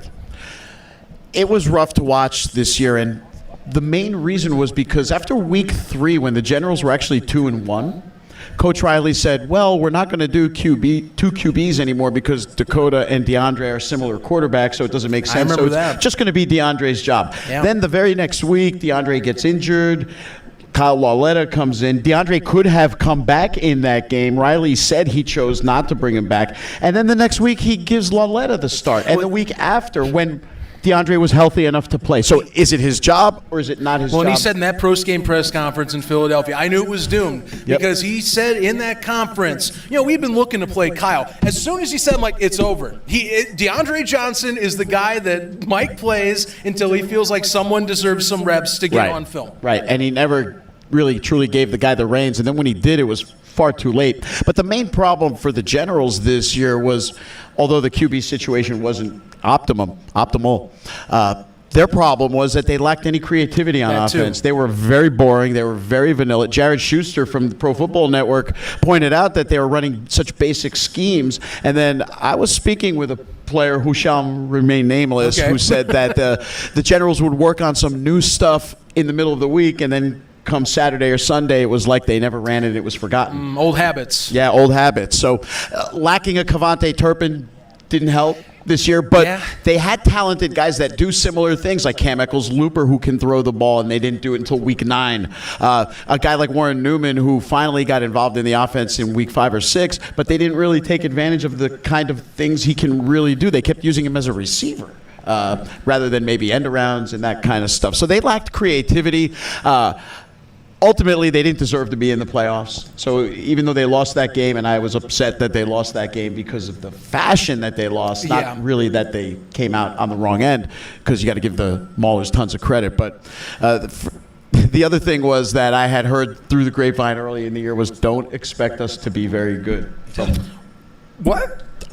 I heard this. Well, So I was not that surprised throughout the course of the year as things were unraveling. Man, and I'm going to tell you where I heard that, but it was told to me. That is harsh for me to hear, because if you look at, we established that a lot of the returning roster pieces, if you have continuity, that should help, but here you are. There's other things going on in that locker room we can't talk about yet. And I won't do it because we could go more. Certain tweets came out of certain things, at least in terms of usage. I'm not saying it's like severe stuff. But no, it's not. It's a usage thing. Usage it's a coaching, thing. Philosophical differences, let's say. And that's what was going on as well throughout the course of the year. We know who played and who didn't play on a week-in, week-out basis. I think we know what we're talking about here. But overall, they seem to lack the fire that they needed. They went into that last 2 weeks needing to win both. And after the performance they had against the Stars in week 9, how do they turn around and lay the egg that they did? But they went right back to what they did the first 8 weeks, which was not have an identity. Week 9, they found themselves, and then week 10, they forgot themselves. That was rough. That was rough. You talk chaos there, Jake. We had a chaotic division, period. I mean, the North itself, it's like no one wanted to jump up top. And here I was, I'll be honest with you, it's a few weeks ago, I'm my usual Bears fan himself. I'm just going, hey, I'm a fan, but this team, no, I'm sorry. I'll root for them, but you're not going to make me sound like I'm a happy 2 thumbs up type of guy. I'm going to tell you all the truths, and then things were different and truths changed, and E.J. Perry showed up. Oh, yeah, like I said, the last few episodes that we recorded, it was just a lot of ranting and raving, just kind of catharsis, because it was pathetic to see what we were doing. Like I said, I believe in the roster. I still believe in the roster, but just the way that it was being handled, the way it was being managed, the game was being managed. I know your feeling as a Lions fan. as well. Like Oh, we know. Look at we know us. The pain. Look at us. 3 Detroit football fans. And a Jet fan, so I'm Jets in the fan, same. too. We live in the same zip code. Your favorite sports commentator's got to be Craig Carton because all he talks is Aaron Rodgers jumping on every day. He really does. He's moving on to a FS1. new gig. Did you know that? Craig Carton's got. Oh a new no, I gig know. now. I watch his show every day because I work at Fox. Yeah, he's leaving the Fan at the end of the month, and he's going to be on. Wait, what? He's leaving the Fan, WFAN. Oh yeah, I heard about that, Yeah. which is wild because his story is also very wild. Oh, it's a wild story. Yeah, sports journalism world, nuts. But yeah, we would all know hardships in fandom. I'm the diet version of both of you guys probably. So they're both these two guys fandoms because I at least have a championship from '85. I'll take that. Well, we all know. I mean, it must be crazy, Jake. You finally get to sit with the Panther, the number one Panthers fan. I must know. Do we see E.J. Perry back next year? Valid question. Well, if you, I tweeted out the one article from Eagle News, I believe, that Steve Kozor had already had calls from NFL teams looking to look into Perry. So if he gets picked up at an NFL team, whether or not he ends up staying on that team, we'll see if he signs back with the USFL or if he goes to the other league that should remain nameless. Hey, so I got one more question But I would for like to see you. him back. What do you what? But I would love to see him back. Oh yeah. Oh, thank me God. Too. Me too. So one more question for you. What do you think of ref's law? 9 out of 10, baby. Ref's law. I don't write the laws, but I call them like I see them, man. Yeah, I disown you as the Panther. I was hoping you would go with the Mauler because that would. Oh, we're good. That's the next, right? Actually, maybe we do. We'll wrap it all together. Let's do some picks here, Zach. We'll start. You go for. Well, you already said you're going for the Stallions. You're going. In heart, it's the Maulers. It's 27-24 Birmingham. Yeah. Okay. Yeah. Zach, what are you thinking? Are you Mick Zach? Are you Mauler Zach? What do we got? I'm Zach McKyle. Mick Zach. Is what I am today. So yeah, I gotta go. It's the same as Angelo. Hearts with the Maulers, but the mind definitely says, dude, go with the Stallions. So I gotta take them. Maybe I'm going. Yeah, 27-20. I don't see these teams breaking number. 30. I just don't think it'll happen. Too good of a defense, and on Agreed. both sides, really, to be honest with you. Agreed. So I get to be the one. Oh boy. I get to be the one to tell everybody here in attendance what the future looks like. In just a few hours from now, we're going to watch a scrappy team of kids representing the city of Pittsburgh. Oh, baby. Defy all odds. 19-14, the Stallions. Magoo's getting wrangled tonight, baby. Getting signed up. Oh, no. The Mauler, 19. the number one Maulers fan. They've scored 19 about 3 different times this year. It's interesting their you picked number. that number. That's their magic number. And you know what? Maybe they'll throw up a 20 just for the little cherry on the top. But I'm saying it. Hey, just in time for my man Ducky to show up. The Maulers, baby. Am I right? The Maulers are pulling it out tonight. Sign us up. All right. I think there's avenues, but man, it is an underdog. That is the thing. And it will be an entertaining one. Defenses be damned. It will find a way to keep it close. That's how I see it. Pittsburgh won't allow it to be a blowout. It's been rare for them, and you expect a close one-score game out of them. Yeah, they've only had 2 games where it wasn't one score. One against New Jersey, one against Memphis. But every other game, fourth quarter, they've either had the lead or been within one score. And lately, they've been finding a way to close the deal. And what better time to start doing that than right now? Would be a good time. Yep. Keep the win streak going. Let's round it out. I think one last question, even down the board. We'll start with you, Zach. What are our hopes for Season 3? We got 1 game left of Season 2, the championship, the biggest game at the biggest party of the summer, the USFL Championship. Get live. What are your hopes for Season 3? The first Season 3 for a spring league in nearly 40 years. I have one demand, and it's one singular thing because I have one fandom I know that has been supporting their team out in a hub, and I think it's the next one that gets a place to play. Go to New Orleans. Please, I beg you. That has been an excellent fan base, and they have local coverage down there from WGNO, the likes of Ed Daniels and Aaron Lee, 2 sports journalists that have been doing an incredible job covering the league. That city's ready to have that team. It's got several venues, especially a popular choice in Yeoman Stadium from Tulane. I just want New Orleans. I will be satisfied if they get to NOLA and the Breakers are playing down in the Bayou. that's it for me. Jake, what do you got? Stick with the process, more of the same. Don't try to completely change things. Continue the methodology that they've had from season 1 into season 2. Get another hub or two, and that's it. Right on. How about you, Angelo? Please let one of those hubs be closer to New Jersey. I'm tired of driving 7.5 hours to watch a football game 4 times in a season. But seriously, if they can get these 2 teams, Philly and New Jersey, in a hub somewhere, Philadelphia, that would be fantastic because it's close enough to encourage fans from both places to show up on a week-to-week basis. Whereas right now, you see what it is when there's no dog in the fight for the local. That's part of my people. grand predictions. As part 2, get a team out in the Northeast corridor, or a place in the Northeast corridor. If it's Philadelphia, perfect, because New Jersey's right on the border. It's you can right fly next over. door. I did go on the Discord and I said tri-state area, and someone went, dude, that's not the tri-state area in Philadelphia. And I'm Philly's like, not. Right. All right, Northeast corridor, the Philly's Northeast megalopolis. Philly's tri-state area, I believe, is Pennsylvania, Ohio, West Virginia. Yeah.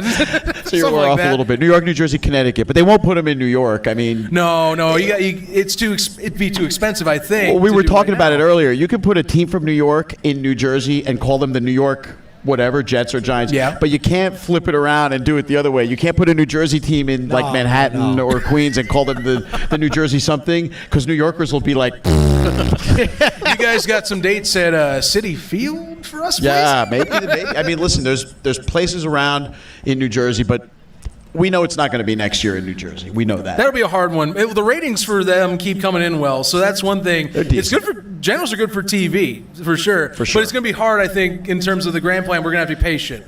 Yeah, for sure. And, they're just going to have to, like Jake said, stay the course and do what they keep doing. And someone said, well, they're going to take so long that fans aren't going to care. And I said quite the opposite. When the minute they put them in New Jersey, the support is going to follow. Right. That's what I want from New Orleans. Yeah. That's why I'm like, they are the most supportive in-field team right now. Right. I mean, you can argue Canton's done a great job with both their hub teams, but I mean, New Orleans has been, you watch the shop, they buy the merch, they're supportive on social media, they have a TV station covering them. That's all signs I say, do it. It's a strong following, and not every team can say they have any mainstream coverage. There's very few, right? Detroit had a radio broadcast, Memphis had a radio broadcast, New Orleans had the TV station. John DeFilippo was on a recording either on social or on their television every week during the season. Yeah. And in New Jersey, we had the pregame show every Saturday. Toby Johnson was on with me every single week as his regular spot. You were on Sports Grid recently, weren't you? I was on Sports Grid yesterday with Scott Farrell, which was fantastic. Yeah, that was Which is amazing because Scott Farrell is